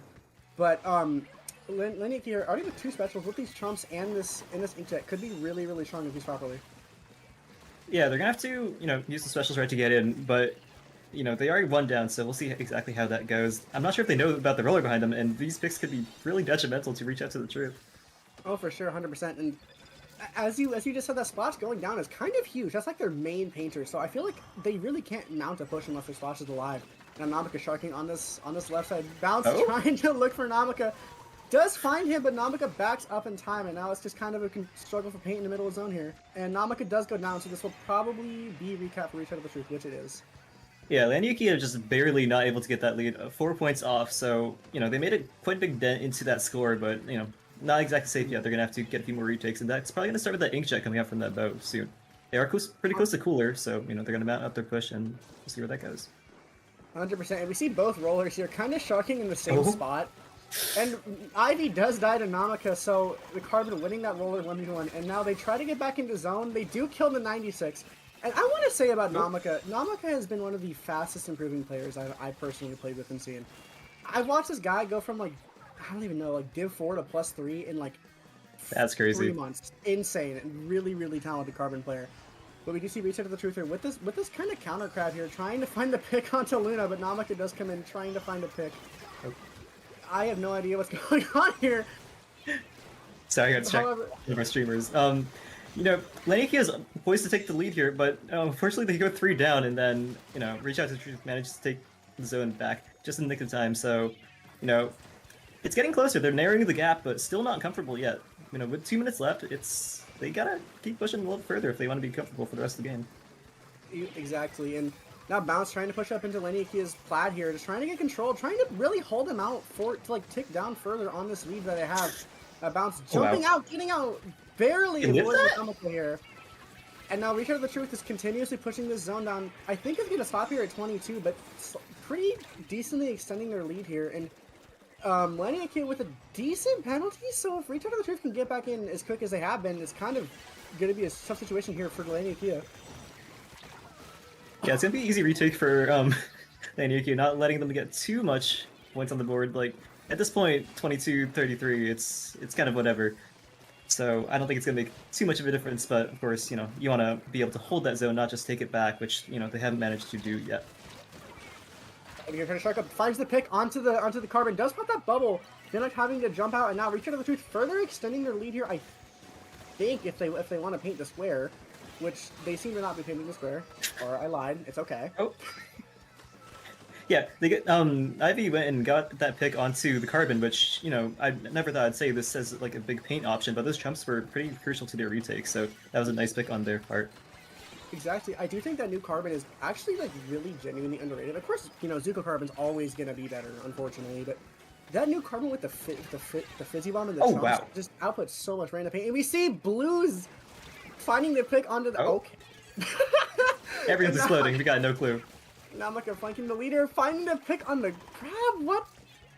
So man, I don't know. Slash is down right now, and it's just the Kraken up, so they can get the zone. But going to overtime here, the question is, can they hold it? And you know, they're pretty low on specials. They've got the roller, like the bubble coming out soon.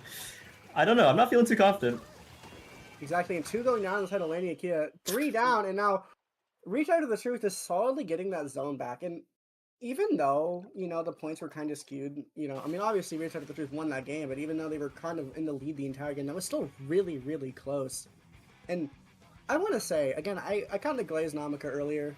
I mean, you know, he's my friend, whatever, but Namaka finding some really, really strong picks that I think if his team plays off those picks more, they could have, you know, it'll be a little bit easier for them to just retake zone and everything, you know what I mean? Yeah, certainly. Like, we got a lot of action that game. Namaka sneaking behind, like, not even our spectator managed to catch them, and just smacking them all over the head and getting lots of picks, but it feels like they never managed to get, like, stable control off of those picks. So, like you said, if they manage to play off that a little bit more efficiently, then it's going to go a lot better for them. Yeah, moving into TC Inkblot, you know, it's a map that we're all very familiar with. Who do you think's got the upper hand moving into this? Oh, man, Look, I like watching back and forth sets. I do feel like Reach Out to the Truth, though, does have the advantage here. With that leader, again, like I said, Blue's one of those leader players. You run it to him and open, and you just know, it's going to be a hard match. You know it's going to be like, I guess I got killed halfway across the map by the leader again. He's one of those players. And as well as Ivy on that V-roll and Bounce on that 96, their comp is going to be, in my opinion, pretty decently hard to push. Just all those one shots and like basically the wall from the 96 and just the constant pressure of a roller sharking. I feel like it'll be pretty difficult for Laniakea here to just, you know, get their footing in and push up into the plat, like, for sure. I don't know. So, you know, Reach Out to the Truth being a coolest comp. I wonder, because, in my opinion at least, because I'm a terrible Charger player, you know, even worse a pencil. Like, leader here would feel awkward for me, being able to, like, see all those sightlines, just because, you know, the terrain's so jagged, so many stacks and whatever. So I don't know if I'm going to be getting all the value in the world. And Laniakea being a cooler comp, you know, Carbon and Sword, they can run you down. And I'm thinking if they can get to the right positions, this could be their game. Yeah, I get what you mean. Completely. I think the cooler versus coolerless debate is kind of just, I don't even know how to describe it, man. you see all these a lot more of these coolerless teams kind of doing better, but then cooler's always been solid. I say always, but since the beginning of Cooler Meta, which I don't Yeah. remember I don't know how long it's lasted, but it's always been really good. It's been a minute. But but as like I said, we have seen more coolerless teams pop up, and with Reach Out to the Truth winning that game 1, the coolerless comp might not be that bad. I'm interested to see what will happen. 100% though. No, I don't think it's bad by any means. Not what I'm saying. It's more so like TC being like a momentum-based mode. Obviously, you get the special charge when you're in control of the tower, and it's going to be moving towards you. I'm like, if you're that cooler, you got to keep going, and then you die. You got to come right back, keep killing them, and then keep going. Like with zones, it plays more into a stoic comp with that leader and that splash. But here, I think it might be a little bit more even. Is what I mean. Yeah, I get what you mean. I understand now completely. We especially like on zones, like you said, with having that leader and that splash in the 96, you can kind of just play like a wall basically. With that leader, you have to commit to moving the leader. You have to commit to moving the 96. I think it'll play a little bit differently, but I'm interested to see how it'll go because we kind of have two different opinions on how this match could go for either way. Yeah, I mean, enough speculating. We are getting into the game. The once changed in the entire set. Oh, sorry, 2 changes. So we have the Booyah sword going over to the regular sword, and then we have the carbon with the chumps going over to the one bazooka. So, I did think we were going to see the Booyah sword again being tower control, but the carbon one is something we both thought was going to happen. Yeah, I do think these are kind of the counter to leader here, as I mean, they killed the leader for sure, but this map is a lot harder to push a backline on because with Mahi, you can kind of just flank around the side, but. Here you gotta go like Ivy just Luna just you kind of have to make that jump to get up here. And we do see Luna. Where are you? Up in their bats here. Luna might be the fighting Zap of all time here.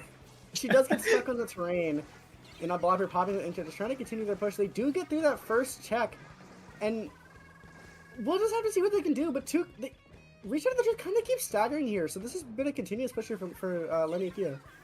This is a strong first push. Like, that second checkpoint is usually the point of contention for the game. That being said, though, Ivy runs in, hits 3 of them over the head, and pretty much wipes the whole team, last one being forced to jump out. So that is, pretty much a wipe on the side, or for the side of Reach Out for the truth, to the truth.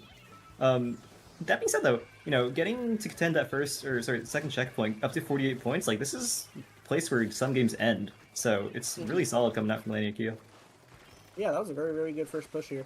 You see Ivy kind of just trying to get in, and we see Namaka getting absolutely ran over by Bounce's Kraken out of the corner of her eye. And now Ivy with this bubble up here on Laniakea's bats. That is a very, very strong bubble placement, and I don't know, it's these roller players with their bubbles, they just pop it in such strong positions, and Reach Out of the Truth kind of pretty much uncontested getting up to the second checkpoint. Now Namaka trying to back off the crab. Reach Out of the Truth will take the lead here. There's so much momentum. They managed to get so many picks back to back to back, and they have specials to continue that push. Now, they tap shot the carbon? Yeah, sorry. Push is continuing for Reach Out to the Truth. They have the bubble. They have the roller in such a prime position to hold them off and make them not be able to drop out that ledge. This could be a KO for Reach Out for the Truth. Maybe, and now getting all the way down to 3 points remaining as a giant fight on tower is happening. They are able to push it away from the end of that final checkpoint here, but it's just going back and forth here. It's really hard to say, but Reach Out of the Truth is, I think they're very slowly having to back up here as Laniakea kind of does formulate a big group push out together.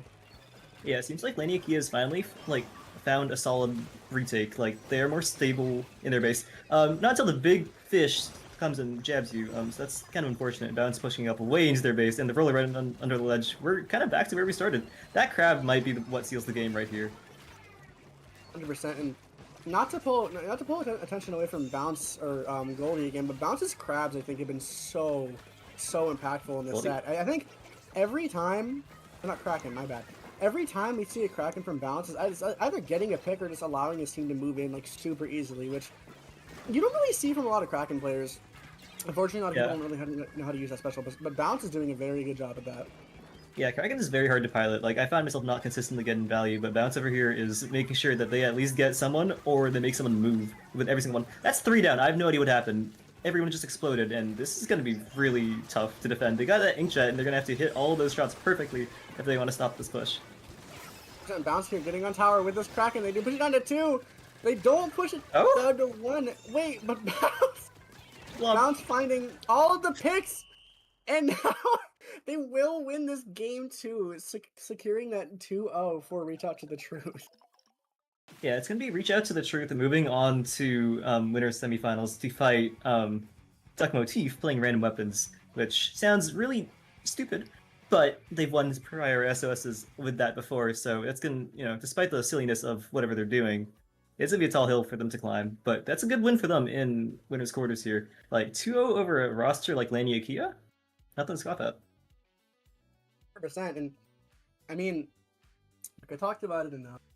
I think just the amount of one shots, the amount of just pure pressure that's put out from Reach Out of the Truth's comp is so hard to fight. Okay, I'm gonna give you an example.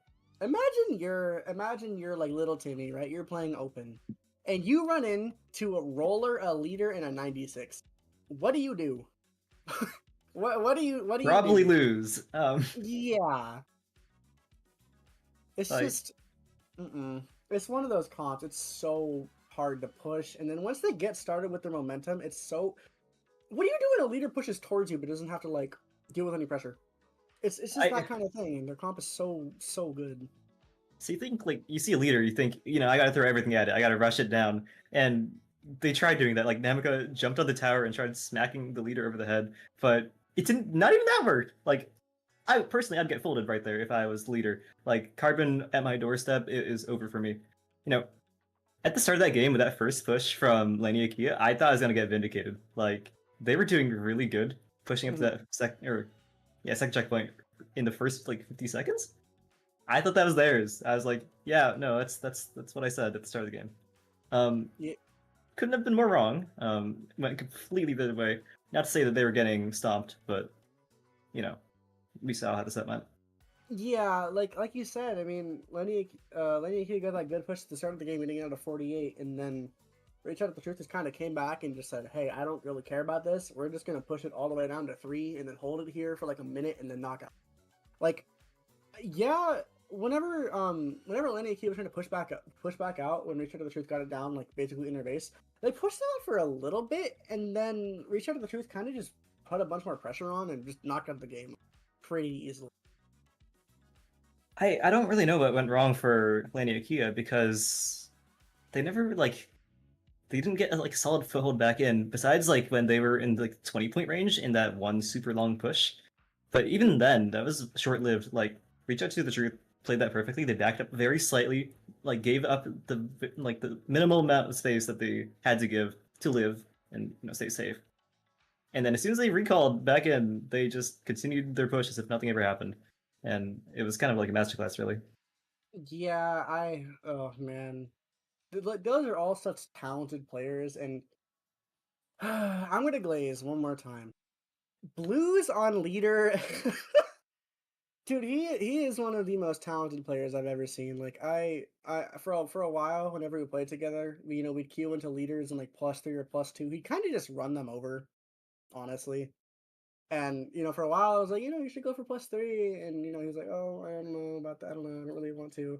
And then he got into +3, and honest to God, in my opinion, I think he's doing so well. He's doing more than good enough for +2, in my opinion. That's just my opinion. I played with him a lot before. It could be wrong, but I do think that just the pure strength of all the individual players on that roster was a huge factor in that set. Yeah, I was gonna say, Blues obviously being a highlight, but that whole roster was crazy stacked. Speaking of stacked, look at Pop 2 versus Go. Wow. Good Who Lord, is the heart emoji okay. in the rose? Hold on. I'm pretty sure that's Kool-Aid, if I do remember. Hold on. No, that's Kool-Aid. That's Kool-Aid. Okay. We Sunny, have Kool-Aid, Kiki, and Kaora. Kind of a disgusting roster. And then, same on the other side, Jovan, Cake, Swish, and Prosper. This is going to be quite a contentious set. Oh my gosh, yeah, for sure. And I do want to say, on Go, Prosper. Man, that guy is really, really good. Yes. They really, rocked my, really I can't say good. that word on SOS, but they beat my something in X rank, and it was not fun. Yeah, they're good. They're very good. Exactly, and like not to discredit anybody else on Go. Those are all very, very strong players. Of JJ, course. Cakes, and Switch, very, very talented players in their own right. And then instead of Pop 2, I mean, I don't even know. Nobody really stands out. I feel like these are all really, really, really strong players, you know?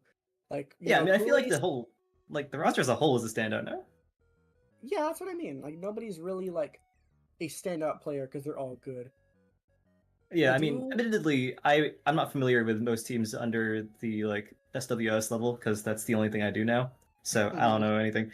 Most of Go being qualified for the Splat World Series, by the way. So, um, kind of scary how good they are. On a personal level, Sunny on Pop 2, that's my Go. Very, very good pencil. So we'll see how Mhm. that plays into Go.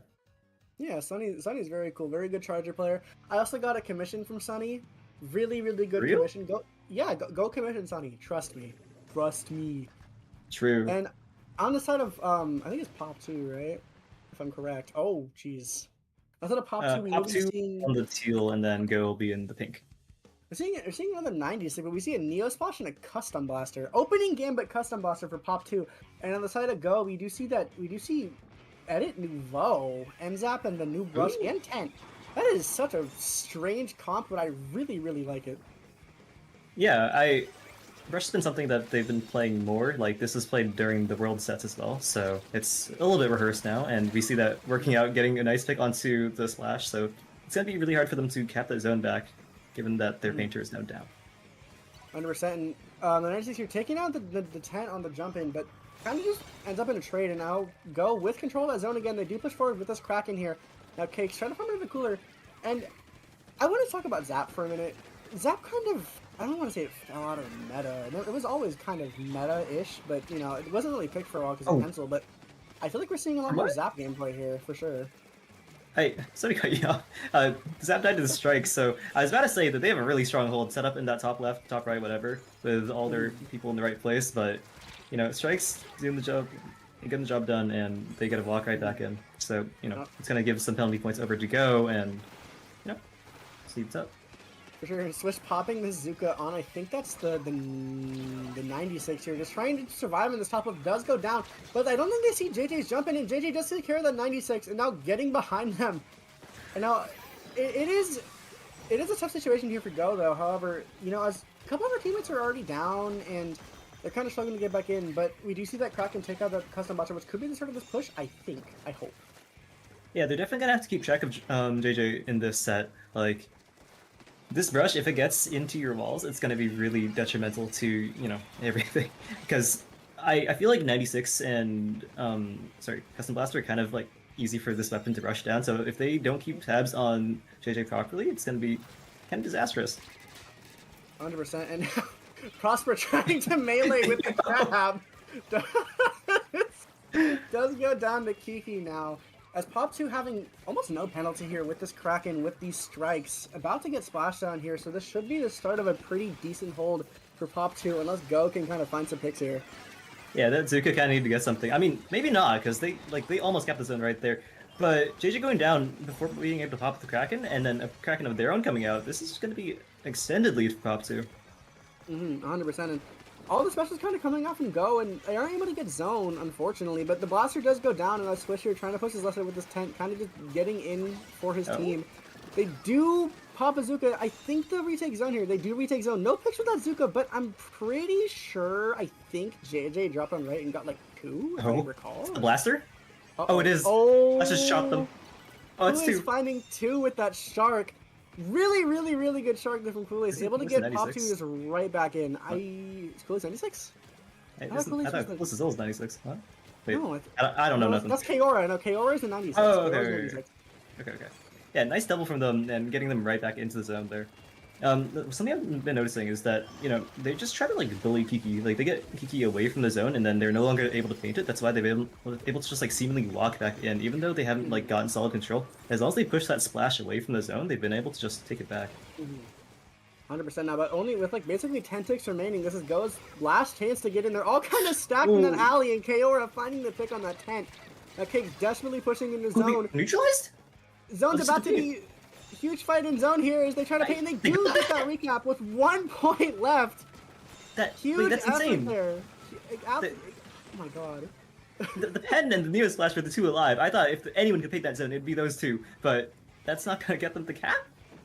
I Ghosts guess not. somehow found a second life, and they're still in this game. It's not over. 100%. And I mean, Pop 2 does get control of the zone again, but it's basically a 4v4. And we see this 96 kind of flanking behind Free Flow here on this right side. They Free Flow do look for the pick on the zap. They do get it. But now it's basically like a 3v, kind of like a 4v3 as 96 goes down without Cooler. And now here comes the Kraken from the side of Go, trying to push up into Pop 2's base. I don't know if they're going to find anything, though. Maybe not the best time to pop Kraken. I think they got one back there. It's the blaster. Oh, yeah, they did. Oh, yeah, the blaster guys without splashdown, actually. Wait, this could be kind of huge. You're in a really good position. Though they do have the strikes of the Kraken coming out, so this is Pop 2's chance, and this is probably going to be their last retake. Like, if they get some kills here on side, from Pop 2, then it's kind of over. And 2 down already on Go. It might be GG's.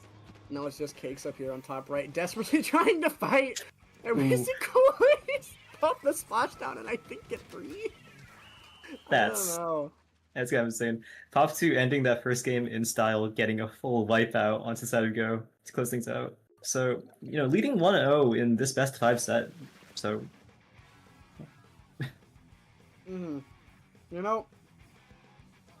maybe a little overkill at the end of that game there with the splashdown, but it does its job. And that was a really, really good game. Oh no! I think even Go was able to retake a lot, but oh boy. Yo, are you good? Real quick before we talk about am I good? Your router. Oh my god. It's okay, guys. I'm okay, guys. I'm joining the mic by Optimus Prime. We're moving on to Rainmaker Undertow here, and I feel like this is kind of Go's game, no? Maybe. Yeah. They got a tent. They got a tent on that tiny little choke. Me personally, I'd lose to that. They throw out that tent, they walk up, they put that thing on the checkpoint. It's done. Yeah, that's fair. I don't know, man. The Rainmaker Undertow is one of those maps. I used to like this map mode, and then I got absolutely demolished by Chocopero and X Rank, and I kind of started to not like it anymore. But it's just one of those maps. It's I don't want to call it snowbally, but it's basically, if one push happens and you die, it's kind of just over, It's I don't know. It's one of those really, really what's the word for when something's either really liked or disliked? I forget. Wait, say again? I didn't hear you. Those maps in the game where other people really like it, or people really dislike it, and it kind of just split based on whatever it is. I feel like it's one of those maps. People either really like it or really dislike it, and I felt both ways about it, but we'll have to see. Like you said, Go has that tent, but also I do want to say, Pop 2 does have that 96 with that splash wall, which kind of dreads the field. And both teams have that Kraken. I think the Kraken could be really, really good here, kind of leading a path forward for the Rainmaker, or just tanking for the Rainmaker as well. So for one, go closer to your microphone. For two, not to say that Go has this in the bag, but you have to set up to be able to defend versus that tent. Like you said, you get that splash wall in order. Maybe get your splash down or the Kraken. Everything that they have to take care of the tent. Did they just switch everything?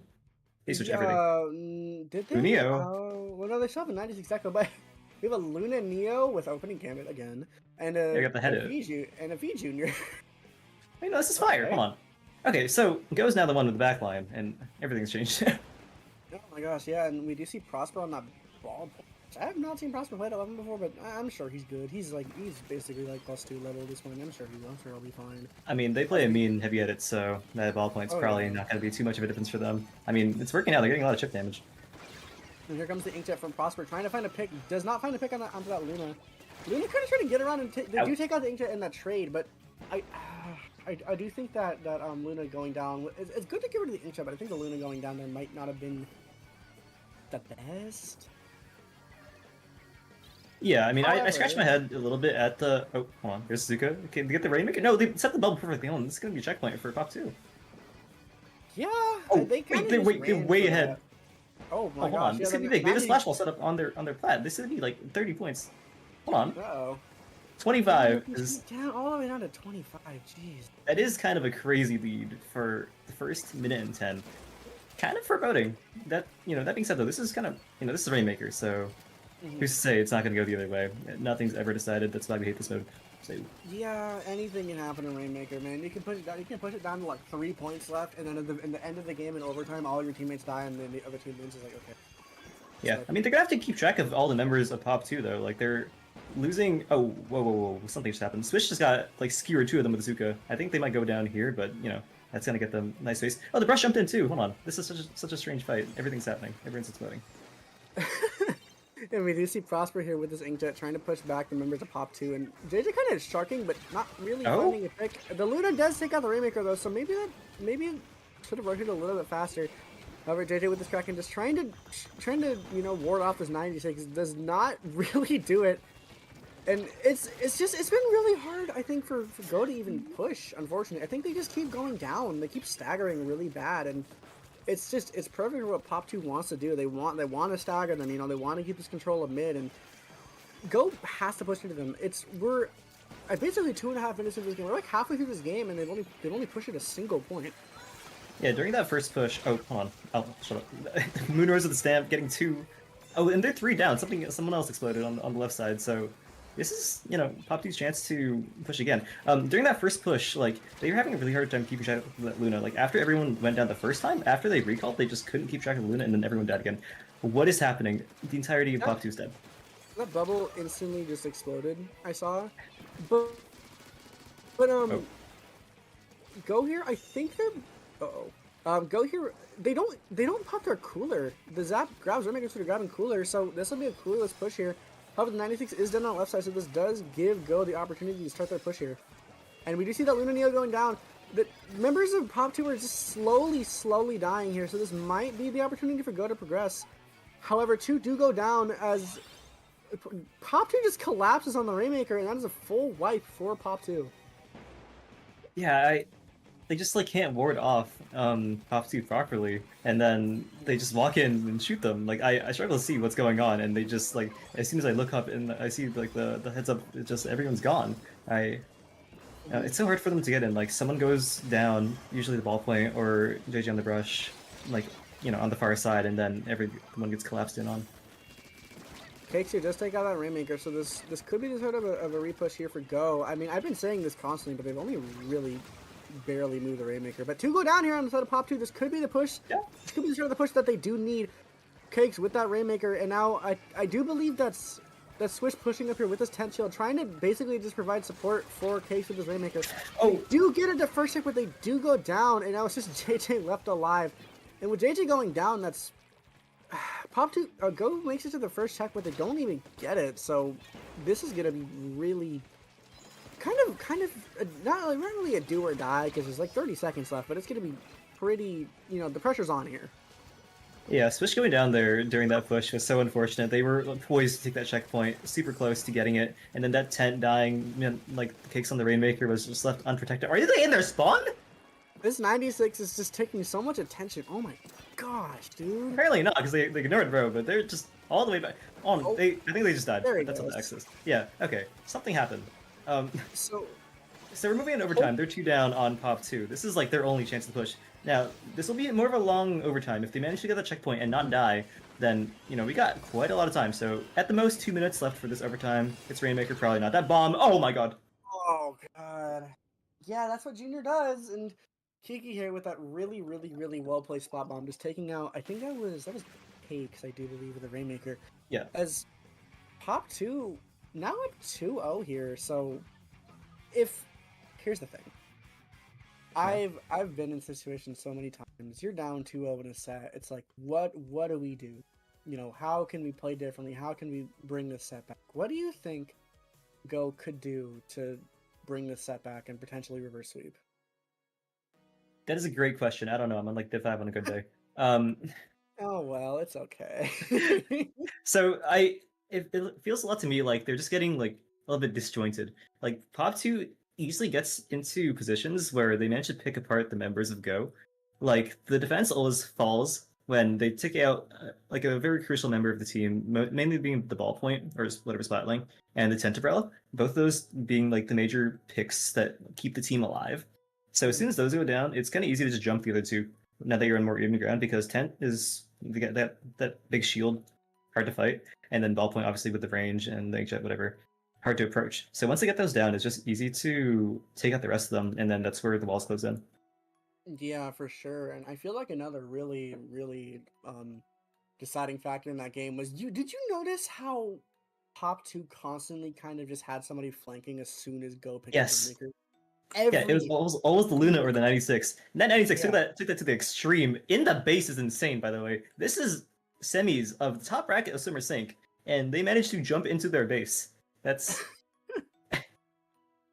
I swear, you only see that kind of stuff in open, man. But seeing it in a tournament is so funny. no, and it's so insane because these are good players. Like Mhm. I might be talking like Pop 2's stomping them, but Go would beat me and my team easily. Like they wouldn't think twice about it. So this is kind of insane that Pop 2 is really not even struggling versus them. Now this is match Yeah. point, so if Go loses this next game on Clan Blitzumami, it's gonna be difficult. Now I have thoughts. This is like the flank map of all time, and you have Pop 2 has been on the flank the entire game. That's difficult to ask. Yeah, I don't know. This map is so. I'm gonna be sorry. I do not like at all. You do see the return of the opening gambit, Luna. Vinny? You see the V Mini from I like from that. Prosper here. I like that pick as well. It's so much paint. You can just kind of basically spam hammer. I don't know why they picked it. I like the pick, but I don't really know why exactly they picked it. I don't know actually. Maybe it was like they want to deal with the pencil a bit more. They lacked things in the last game that got in their range, and because Ballpoint has a bit of a struggling matchup into that pen. Well, there wasn't a pen in the last game, but still, this hammer can be thrown, and if they manage to line that up right, then it can get the pen out of commission. Not really working. They're kind of staggering here. That jump's gonna die immediately. They've got a ball. This is gonna be a first push for Pop 2. 100%, and I just do want to say that Luna Neo is getting in such weird positions. They do just find I think 3 Yeah, there, and that wow, okay, that is a full wipe for Pop 2, and already getting down to 47 in the first minute. Like I was saying, that Luna Neo is getting in the most awful positions to have to fight. And it's kind of just how it was the game before, you know. It's not even that they're flanking; it's just they're getting. Where? Hold on, wait, where is that guy? What the? You What said is- 96 that death mark? They were in their base, like on the crates. What? Yeah, this might be. You know, I think I don't wanna call it. I think Kaor is having fun, which you can't have fun if you're playing Splatoon. That's a known fact. However, Yeah, not in Splatoon. None of that. no, have you ever played Splatoon with your life on the line, Ellie? I have not played Splatoon in my life. we do, Right. we do 3.5 see- minutes. Go is 2 down. Things are looking kind of dire. Yeah, this hammer does come out from Prosper, finding the pick on that pencil, trying to find the pick on whoever is over there. They don't get it. We know that this knight is kind of getting shot at from 2 angles. They do die, but it's just Prosper left alive.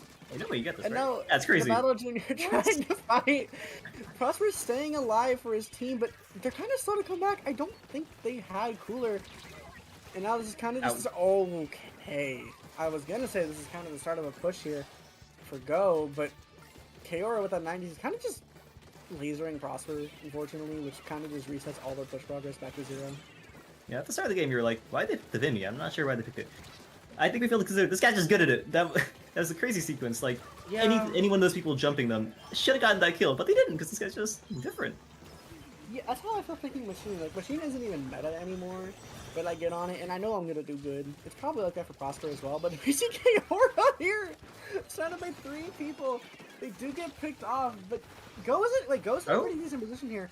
They do have that 2, but they do have 4 up against the 2 up on the side of Pop 2. This might be the start of their push here, if they can score that ball, which they don't yet.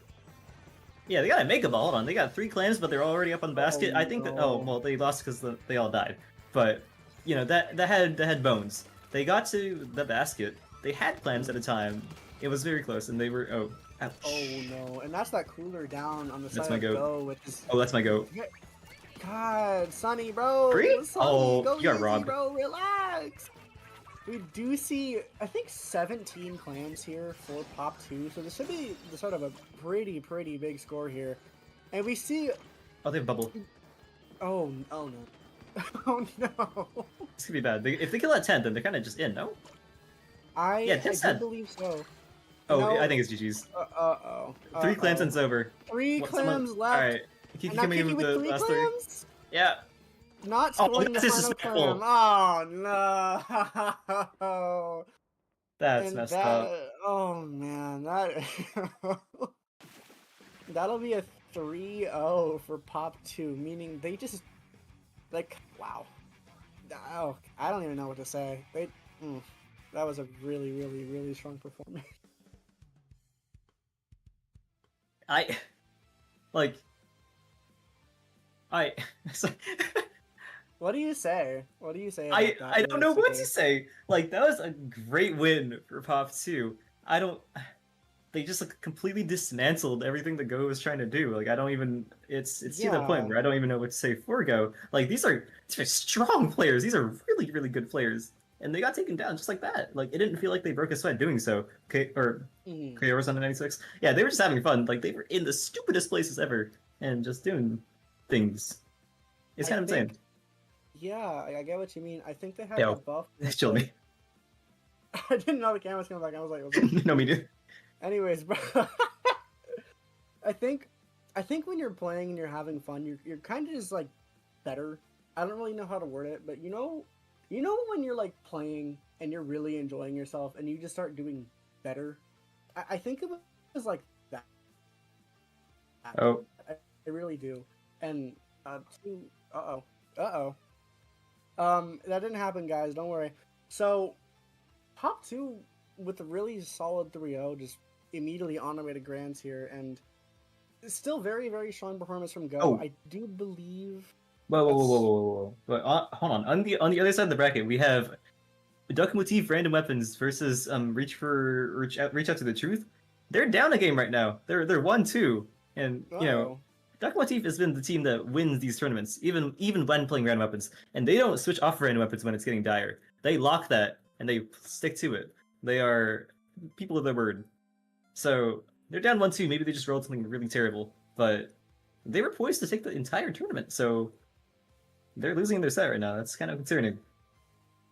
Yeah, for sure. I mean, I do believe one of the last SOSs that I really was watching. I've been busy. I'd watch more stuff. I've been really busy, but I do believe Duck Motif on one of the last SOSs that I got to watch. Yeah.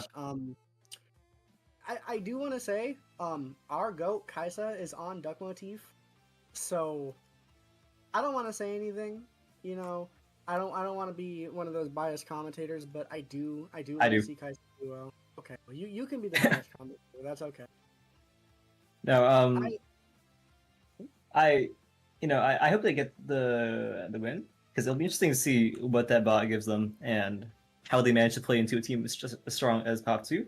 But we also did just see Reach Out to the Truth earlier, and that leader into a pencil as good as Sunny. Like, I'm wondering how he's going to deal with something of that sort. So, either way, I'm going to be pleased. Like, this Grands is going to be a good set. That's for sure. Oh yeah, for sure.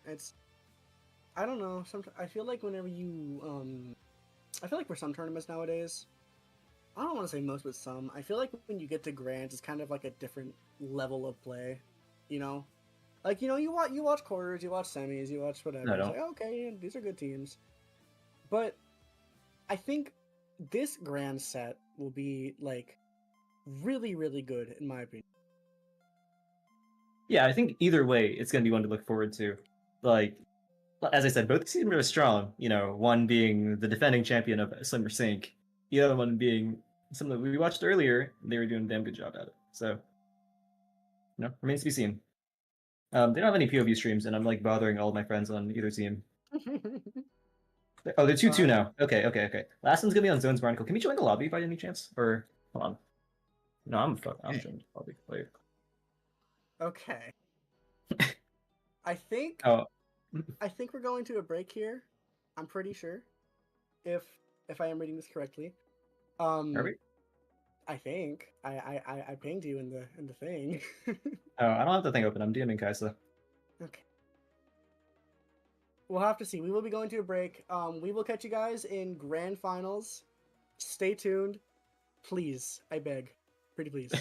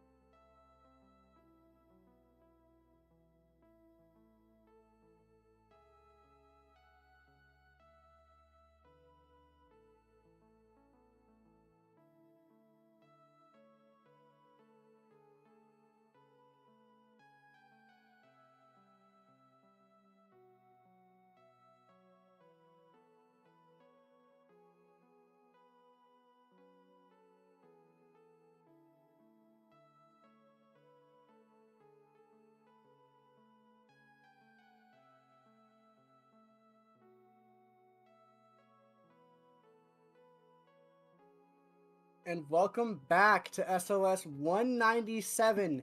We are here in grand finals with basically Duck Motif picking random weapons versus Pop 2, which is the team we just commentated. I'm Osa, and I'm currently joined by Elemental. Say hi. Hi, good morning. Insane thing coming up. Duck Motif, not saying that, is going to be the defending champions of Super Sync, and Pop 2, obviously, we just saw on the last set. You know, strong roster, nothing to snooze at. Mm-hmm. And I do believe that Duck Motif just came up to Grands after beating what was their Blues' team 3-2. Reach the I forgot the rest. Reach out to the top, to the truth. That's close. 3-2, by the way. It was pretty close. They could have died right then and there, but they persevered, getting that 3-2 win over also another strong team that we watched earlier in the bracket in quarters. So, you know, they've earned their place here in grand finals, and we'll see who gets the crown. Of course, and I think I said it before. I think when you get to grands in some tournaments, it's just like a different caliber of play, and I think we're going to kind of see that here. As you know, as you remember, it basically just happened. Pop 2 kind of just ran over Go in semis, and I do think Duck Motif, as you said, SOS champions from last time, I do think that they will put up a very, very good fight against Pop 2 in this set. Yeah, I feel like if there's anyone that's able to take down Pop 2, it's going to be, you know, the defending champions of Summer Sync. And I mean, so the RW3 in their name is Random Weapon 3. You know, they are using a bot to generate what their composition is. They could get royally messed up, not treated right by the spike bot. So it's kind of a dice roll. And, you know, they are true to their word. They don't vary from what the bot says when it's looking bad for them. They take that bot and, you know, they really stick to it. So I don't know. They could get something really terrible, or they could get the most like valuable things ever. Let's see. We'll see. I mean, hey, it's zones ramen, which if you don't have a pen on this map, it's kind of bad. And, you know, we see like a pretty typical comp from Pop 2, and we do see we will see Dynamo Aerospray. Okay, low-key, that's not that bad. That's not that bad. Hold on, this is winnable, because the Aerospray will be so nice for supporting that carbon roller. And Nautilus, like, anyone can play that thing, so especially a player as good as Kaisa, it's gonna be alright for them. Those are really nice strikes. Oh, this side could be really good too. The Rose falling up. Oh, they both that could have been so good. And the carbon kind of chasing it after that reef slider, but they instantly get shot down, I think, by Sunny. And Kool-Aid's pushing up in here, getting rid of that Nautilus. And now it's just a bunch of picks coming back and forth, and now the Carbon trying to push in, but they do die to Kiki here on that Neo Splash. Yeah, I want to put out that coordination that we saw earlier, like at the very start. First, the strikes from Pop 2. Sorry, the colors swapped. Yeah, Pop 2 with those strikes, it was like so well coordinated, and people were falling through it. And then the slider was followed up by the roller. Unfortunately, like they got picked off during that play, but you know the concept of it was very beautifully executed. I want to. Oh my gosh! I want to comment. I think that Inkstorm. That's Kaisa, right? Kaisa's on that. Yes, Kaisa is Oswaldo. Duck Motif Oswaldo. Yeah, Duck Motif Fred. I do want to say that was a very, very good Inkstorm. But we just see the Dynamo taking out the Luna here on this bottom right, and we see Duck Motif Fred trying to push up on this pencil, but Sunny kind of just shutting that down here, instantly getting rid of that Carbon, and they do retake zone just like that. Yeah, I mean, they're just barely not going to be able to get the lead. 7 points is going to be gone in the blink of an eye, so Pop 2 very, very, barely retaining their lead. Maybe not for long, though. Going 2 down and expending those strikes, everyone being down, not able to continue to hold that zone, unless I'm wrong. Who knows? Who knows? And I think with this comp, okay. With Duck Motif's comp, it's so... Ow. Oh my god, it's so weird. That's a delayed wipe for Duck Motif here, and they do push up pretty much. Oh, it's gonna be good. Pop's ramp here, but yeah, they have the slider, they have the Zuka both ready. I want to watch that Zuka. Like if that gets a pick, then that's gonna be kind of good. I think they got one onto that Luna, and that Luna's been such a thorn in their side, so I think that is a valuable pick. That slider's gonna be able to hold that choke whenever they want to send a big car bomb into it. I think they're gonna go up and do that. Not now. I lied. Desperately trying to paint that zone. Here comes the slider. They are able to neutralize, or able to get that zone cap back, but probably not for very long. It's just, I feel like their only real paint, unfortunately, is kind of just that, the aerospray. The Dynamo can kind of paint, but when that aerospray is down, I don't know about that one. But when that aerospray is down, that's a huge chunk of their paint missing for Duck Motif. Yeah, it's contentious here because 4 more ticks and they're gonna get the lead back. So, who really knows where it's going to go? They are gonna lose that lead very narrowly, and they are losing members still. That aerospray is the one recalling now, so I don't know. This could be, they could run away with this one if they get picked off one or 2 more times. They do take out that pencil though with that Zuka, and now the Luna Boss are fighting the not under Duck Motif's plat. They do get that pick. So now Duck Motif with not a lot of penalty left, but they're close to the slider here. They have the slider. They're gonna have this cooler. If they play this right, they could retain the zone. Yeah, so whenever we're in a lockout situation, we're like, all right, they're gonna farm the specials. They use their specials to hold the zone, but we got some we got some choice picks for specials here. So wondering how that's gonna hold that zone. Evidently not very well, but they do manage to get that right back. So if they get a few kills, that's gonna be the name of the game here. They have to keep Pop 2 dead and buried if they want to maintain this zone. So exactly, and Sunny here, kind of the last one up from the side of Pop 2. They do get support from the team, so Sunny's stuck in this Ink Storm, basically like one shot here. I know Duck Motif, with the Nautilus down though, they do have a chance to hold if they play their cards right. The Carbon trying to get in, they do die. 1 point remaining, and Duck Motif does take that lead. They still have that slider. Oh no. Yeah, Duck Motif pretty nearly taking that lead. I think at this point it's a matter of, if they manage to hold the zone into overtime or not. Because they've got that slider, so now that they're in the lead, it's their choice whenever they want to get that zone back. If they send that car bomb into the zone, okay, well, now it's down. So this is going to be the lead, definitely for Pop 2, and they're running out of time. 20 seconds is not a lot of time to recall and run back in the zone. Like, they had cooler, so they have the slider, but they got to move like right now if they want to grab that thing. I see you're getting isolated on this top left, does die the 90s, I think, and so the Dynamo, it's just the aerospace in zone. We do see, I think, a little bit of bagging, which bagging is fun. That's crazy. My money's on KRO doing it. Probably. Gal players are definitely the most likely people to do that, I'm not gonna lie to you. But I think the random weapons honestly weren't even like that bad. They were bad, sure, but I don't think they were the cause that time. I don't know. You saw how when Sunny was up towards the end of that game on the top left ramp, like they kind of just took out 3 people. I think that was huge for yeah. Like, I think what differentiates a serviceable pencil and a good pencil is one that just shoots them, and Sunny doing that, and a hell of a lot of that, taking all of them down on that retake there. So I feel like that supportive chip damage from the pencil there is, very conducive to their win, and I feel like we don't highlight supports nearly enough, and it takes a support as aggressive and in your face as that one to be able to take the spotlight. Moving into Rainbow Comeback though, pencil's gonna be kind of like Humpback Zone's pencil feels nice. Rainmaker, I think I might die. So I feel like we're gonna see that Headit come out in replacement, especially the V Junior, the bubble being very nice on that choke, or sorry, the bend around the 100%, I get what you mean, and I do want to call attention to this Kool Ace on this Luna Blaster. I do feel like this Luna Blaster could be really, really good here, because you know how stupid this map is against Ninja School weapons. It's so bad. And, as we've seen, I think the entire tournament, Kool Ace with this Ninja Squid Luna Blaster will be a huge, huge pain for Duck Motif to get rid of, I think, this entire game. Yeah, there is so much to paint, and if you can't keep track of that Luna, it's going to be a big problem. Like, Pop 2's thing is that they've just been running in circles around everyone that we've fought.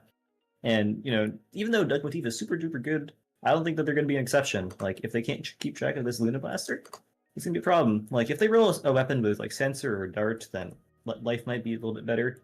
But if not, and especially if they don't have paint, that's going to be a problem. Because, we don't know what they're going to be running. It could be the most atrocious garbage ever.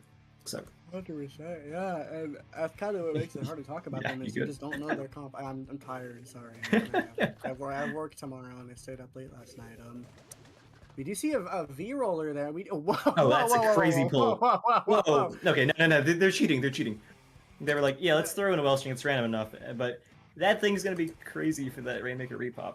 So, yeah, see that? 7 seconds in, including travel time, they already got that thing. See that. And I do want to call attention to Kaora on that V-roller, which I get it. It's humpback. It's such a strange, not even like a strange pick. It's such a, like an out of left field pick. I didn't even expect that to happen. But I also want to mention the new. Hold on, checkpoint already? Wait, where are they? Okay. Whoa. Okay. You see, I think Drifty's Vexen. Right? Sorry, Oh, Vexen just died of the Rainmaker shield. You know what? It happens to everybody. 3 down. Wait, pause. Hold on. This is like this. There's gonna be such a big push. They're running all the way down. Sunny's still alive. Wait, are we gonna get a KO here? Wow, they pushed it all the way down to 21. They're still getting kills. Within 50 seconds, and like you say, yeah, they're still getting kills. This is gonna be a continuation of that push, getting it all the way down to 17. Oh, that bubble! I say getting all the way down, but they're still pushing. And now Retro having to stay alive with this Wellstring if they even want to contest that pop. 6 points. 6. I can't even say getting it down because they just keep pushing.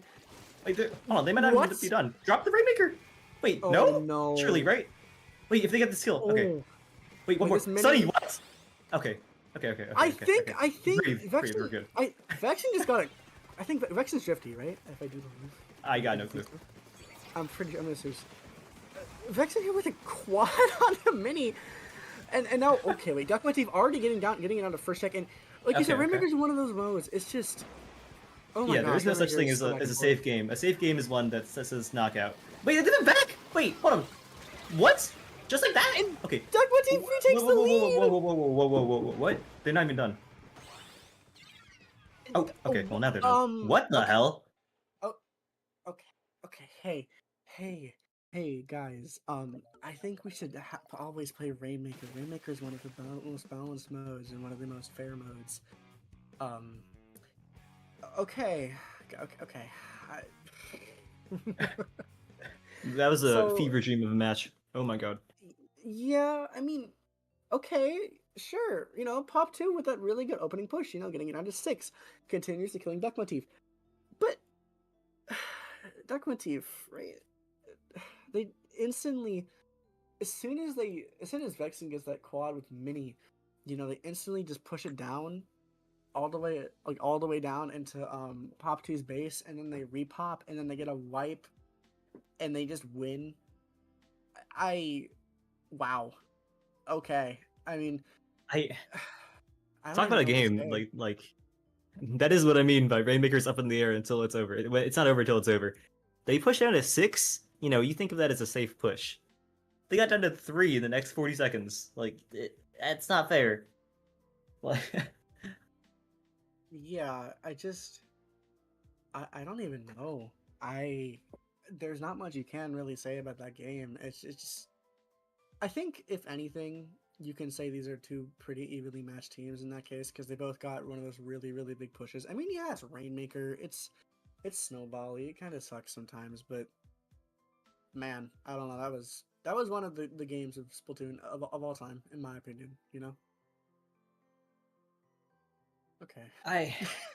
Like, what do you even take away from that? Like, they got one extremely solid push, extremely fast, all the way to the end, on both sides. What do you gather from that? Like, their defense is bad? It's not even true. Like, it was just all the stars aligned. Like, they managed to roll a Wellstring in a vacuum. They happened to have the vacuum up at that exact moment. They use it. There's nothing they can do besides just stand and watch because they didn't have the weapons that could contest it. Like, what? Yeah, it's just, I don't even know. I mean, I think it'll be easier to tell, you know, with this game 3 going into TC on, on Undertow.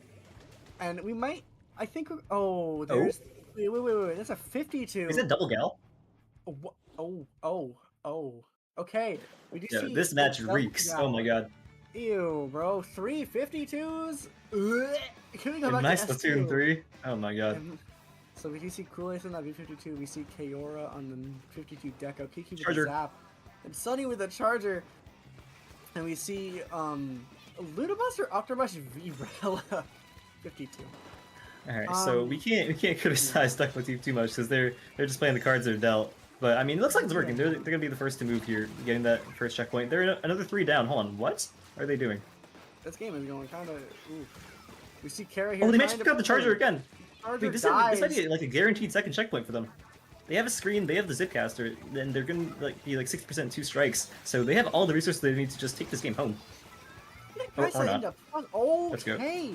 Sunny finding the pick onto the zipcaster, but Duck Motif we reacted the exact same to that pick. And Duck Motif already getting it down to 40. Still going though. Even pushing farther, a minute in and now wait, there's only 2 up left on Pop 2, but the 52 does find those picks. Fred Okay. Aura, aww. Yeah, no, surely not. Not with the Vibrella. Like, I know this supports the weapon, but not versus the 52 gal.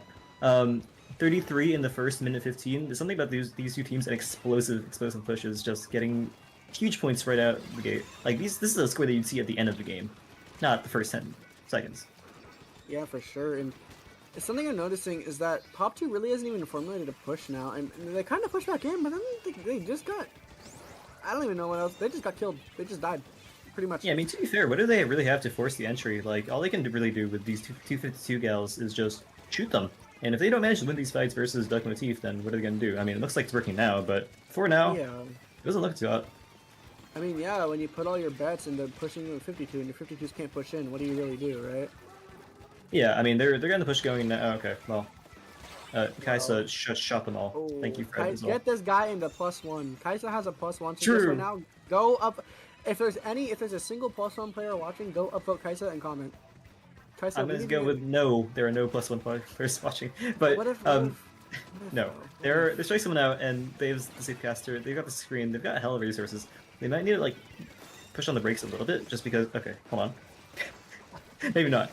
You see the crab tank coming out from Sunny here. Now Kiki trying to help defend. The crab does go down, and now Sunny trying to melee the caster. Okay, hold on. They made it to the 3rd checkpoint. They're popping the strikes now. They're all staggered. There's only one player effectively alive, and they're both in this weird position, getting wiped. Okay, that's game. Unless Sunny hits the craziest shot. Sunny's good, but Sunny missing the shot on that. Wait, really? And now, okay. Duck Motif with that decisive game 3. You know, it's like, I don't even know. Because, you see a team, you would never see this, but, you see Duck Motif, right? They're good.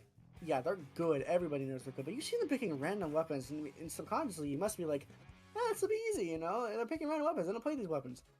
But then that happens, and it's like, what do we do? I mean, sure, they had good weapons, but, like, they still just kind of ran over Pop 2. And it's just, like I said, what do you do? What do you do to counter that? I don't know. So I feel like they're investing in mechanics. Like, they pick 252 gallons thinking, okay, I'm just going to shoot them better than they can. Duck Motif are, like, okay, so there's a tier of players that's, poised to win SOS. And then there's the tier above, who just don't play SOS. Duck Motif is in that tier above that doesn't play the weeklies because they are competing to win. Like, if they decided to try, they could probably take every single one home. So they're here for fun. And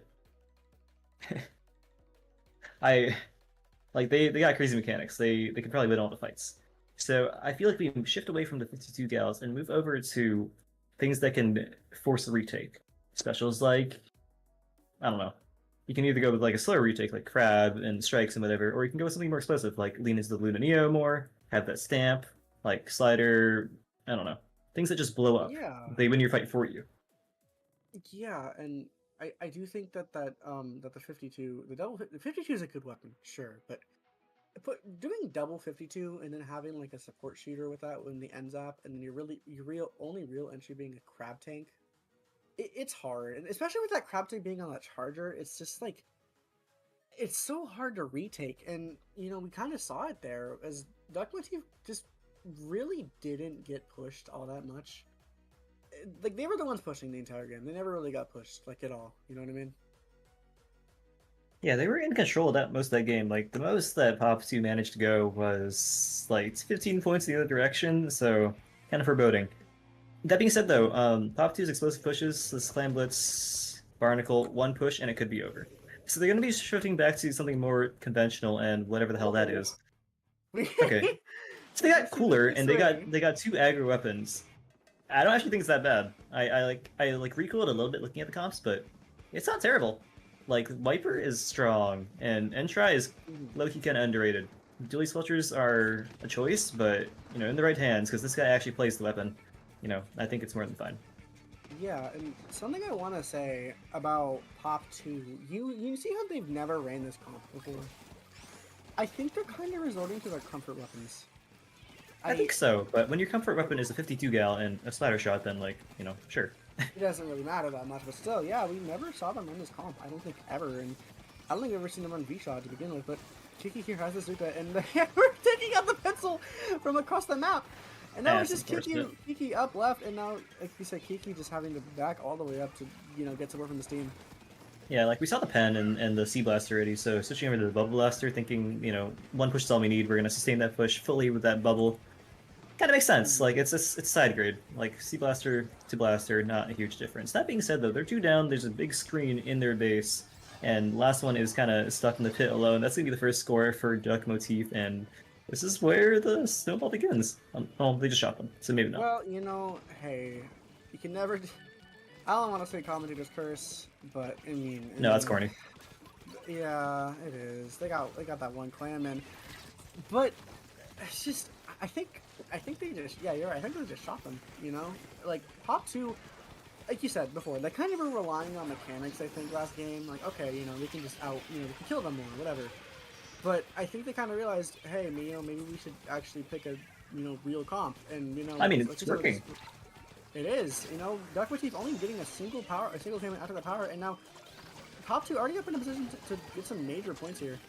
Yeah, they have Ella Clams, and they have the bubble down under the basket, so as long as they manage to, cycle Clams in, then this is going to be a good push for them. Like, 40 is already a nice lead. It's not comfortable yet, but this is already pretty far in. And it's continuing, because they are continuing to get picks. They're 2 down, again, on the side of Duck Motif. They're jumping at a ball. Hold on. Down to 18. This is a game-winning push. Now... Where did the ball go? Into the basket. They scored it. I didn't even see. Yeah, they scored it. Wow, okay. Yeah, 18 is a good lead. That being said, though, Top 2 has struggled on the defense versus this team the whole set. So, yeah, safe scores is one that says 0, and they're not exactly there yet. That being said, though, they did just defend, so... Yeah, like I was gonna say, I mean, they're struggling on defense, sure, but Coolies can also just get a random double on Blaster and kind of just shut down their entire push. But That's Coolies is kind of stuck there. It happens. You can't even say anything, because this happened to everybody. Kiki's trying to get behind, I think they take out the big swig, I think. One of those 2 players, and now Duck Motif is trying to really initiate a push here, but it's kind of hard. It's kind of hard pushing into a 52 and a pencil, and having to put a push with Zuka. It's just hard. It's hard to do, and you see them go 1 down, like 2 down here, and it's just, what do you do? Ow. As I say, it's even, but this is going to be their push again. Like, look at how many clams they have. Like, the number doesn't even show all of them. They're passing them around, trying to make a ball. They had the bubble into the basket. They've got the whale out. Everyone's in the prime position to knock this out. I think they have the clams to do it right now, and we are going to a game 5. Wow, that's so fun. I love game 5.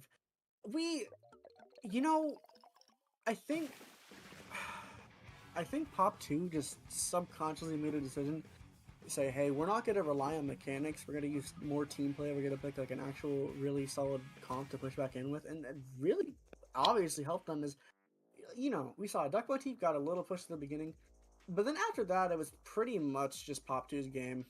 It really was. Yeah, I feel like weapons, especially Dually Sculptures, but Viper too, to some extent, they need the support of something that could chip, like Rapid Pro, Pencil. Something to close out the skills, just because those 2 tickle guns need something to finish the job. And that's not what they rolled, so they struggled a little bit in that game. Of course, for those who don't know, they are at the mercy of a random weapon selector, so, they could get something really nice for next game, or they couldn't. Or they won't. So, we'll have to see. I do like the adaptations that Pop 2 made, returning to the things that won them the set versus Go. That, obviously the pencil is what works. It's been proven in every tournament ever. And that Blaster was super strong versus Go as well. And I feel like in a thing that's random weapons, Blaster is going to be the play, because it can take out so many weapons, and it has very few weak matchups that, they'd have to be blessed to receive. Yeah, I get what you mean, and I think, as you were saying before, I think with Duck Motif, right? a lot of them winning games sure it's determined on their weapons, but also they're very very talented players, and not to just single them out. Like both teams are very very very talented, and I don't know. I think going into zones, Umami, man, you want a backline here. You want a really solid backline here. So if Duck Motif doesn't roll a backline, it might be pretty difficult for them. Yeah, I mean, their strategy has just been take all the fights that you can get and just win them. So in that case, like maybe you don't need a backline. Like you saw last game, like they were throwing whatever, the hammer at the pencil and just shooting the guy. So if you keep the other backline down, you don't need one of your own. And we'll see what resources that they get to deal with, the tried and true Pop 2 comp. Okay, well that'll do it. Oh. Okay, well hey, you know what? That's not even bad. That's not even that bad. You right? You That's have good. a good backline. You have a good backline. You have two pretty solid agros, and you have a painter. I need receipts of the bots because there's no way you managed to roll this. This is a good comp. Like this is the idea of what do I pick to like look like I'm throwing and then I don't. Oh. Kaisa, prove this to me later. That is a nice first fight for Motif. They are 3 down. They're gonna get that leader set up in top mid. They have strikes. The blaster set up in a great spot. I'm scared for Pop 2. Yeah, I mean, Kool-Aid's are stuck in the corner. They do find the pick, and wait, hold on. What? Hold on. Okay. Everyone just explodes, and we got nothing. You know, I think Kool-Aid's just got like a double in that corner. Like the thing that they've done, I think this is what Kool-Aid's good at, right? Kool-Aid's will get in these positions where you can't really push him properly, but if you try to push him, you'll just die. Like he's gotten so many picks like just off of that, and now you see Pop 2 up. Pretty much trying to push up and like Duck Motif's plat here. Red Shell goes for the pick, not seeing that shot, and they do die. Now it's just the reflex up, waiting for the rest of the team to come back. And it's just, how do you have a crab tank and you have a crab tank strikes and slider, but how do you get in and stop staggering just to even use the specials? Yeah, I mean for starters, they're I can't see a thing. They're gonna have to, use the specials to get in. That's gonna start with the crab tank, making this 52 gal back away so other aggros can push up through the space that's been created. You're gonna have to paint the square too, though. Like they're going down and they don't have solid control of the zone. The reflex is down, and that's gonna be. Oh, hold on, this is looking really bad for them. There's only 14 ticks left, and they don't have the zone. And Red Shell finding a pick onto the 52 has to find another pick there. They find 2, and they do retake control of that zone. Man, Red Shell, I don't even know.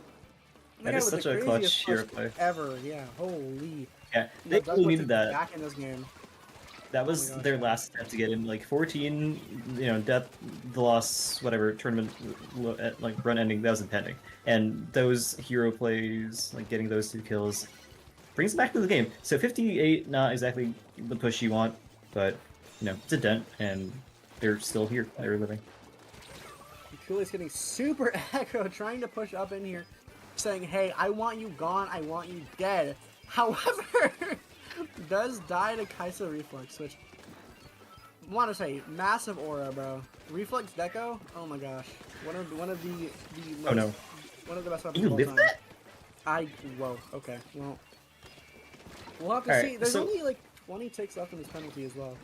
Yeah, we're back to the same position we were just in, with them having to retake, and the penalty is burnt through. Like, they gotta win this fight, and if they don't win it, then it's traps. They got, a zone and a half, but they're gonna have to both reset that penalty, and they're gonna have to get that kill. Ooh, they do Sorry, I thought everyone died now as bad at the start of the morning, but they managed to keep that zone. There's gonna be another 50 penalty points going over to top 2. The leader top Your shot! top shot is kind of disgusting, by the way. Oh my gosh! And Kool-Aid's on top mid going down as well. It's just, there's so many picks coming out back and forth. Oh my god. Kiki finding the pick onto the leader, also finding the pick on this jump in presumably. One and more? Finding No. not the third. Kaisa clutch. Getting another pick on that blaster jump in, and now Duck You kept the zone? getting the pick. Paint the square. Sure. Paint the square challenge. Okay, there Please, we you're go. top level. So Jesus. Duck Motif getting the picks but Excuse not me. having the holds. Well, maybe they can change something with their holds. Maybe they don't stagger. Maybe they have to wait for them to push in. We'll have to see what they can do because they need to get these points down, like now. Oh, that could be big. Wait, they're getting the picks. This is one that flank left. Hold on, they Oh. gotta keep track of the zone. I think it's a 52 or a shot. Yeah. Can we get the kill? Okay, nice. Bro. Alright, so we're still in the game here. If we can take it to this 52, this could be a devastating push for Duck MOTIF. This might be what wins in the game. There is Suzuka available on the side of top 2, and obviously Will coming out, making it very difficult for them. But they need to get a kill like right now if they want to be able to get control of these zones. It's 15 ticks. I don't think they're in the paint. Kiki going down to the reflex, and it's just Sunny. Sunny and the Kaora are left up alive on left side. They are on left. They do find the pick onto Kaisa, but now Kaora solo on top mid does go down. And now it's just back and forth picks coming out. And we have yet to see somebody recap the zone here. Yeah, like 9 points isn't a KO, but you know the ball is now in Pop 2's court. They're gonna have to be the ones to dictate who wins this game because it's up to them to win this in overtime, and that's not an easy feat. Yeah, in this game, as you said, will 100% go into overtime here. I think Kaora trying to strike with his 52 doesn't find a pick just yet, but the Zuko coming out from Kiki, and yeah, this game is going in overtime. One push that Duck MOTIF take a recap zone once, they basically win this game. So we'll have to see if they can even get back in the zone in the first place.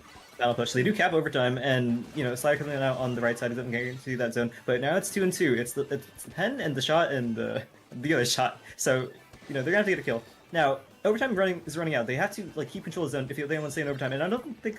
Oh, they barely managed to get it. They're but they're two down. Red Shell finding two big spot and just the pencil alive.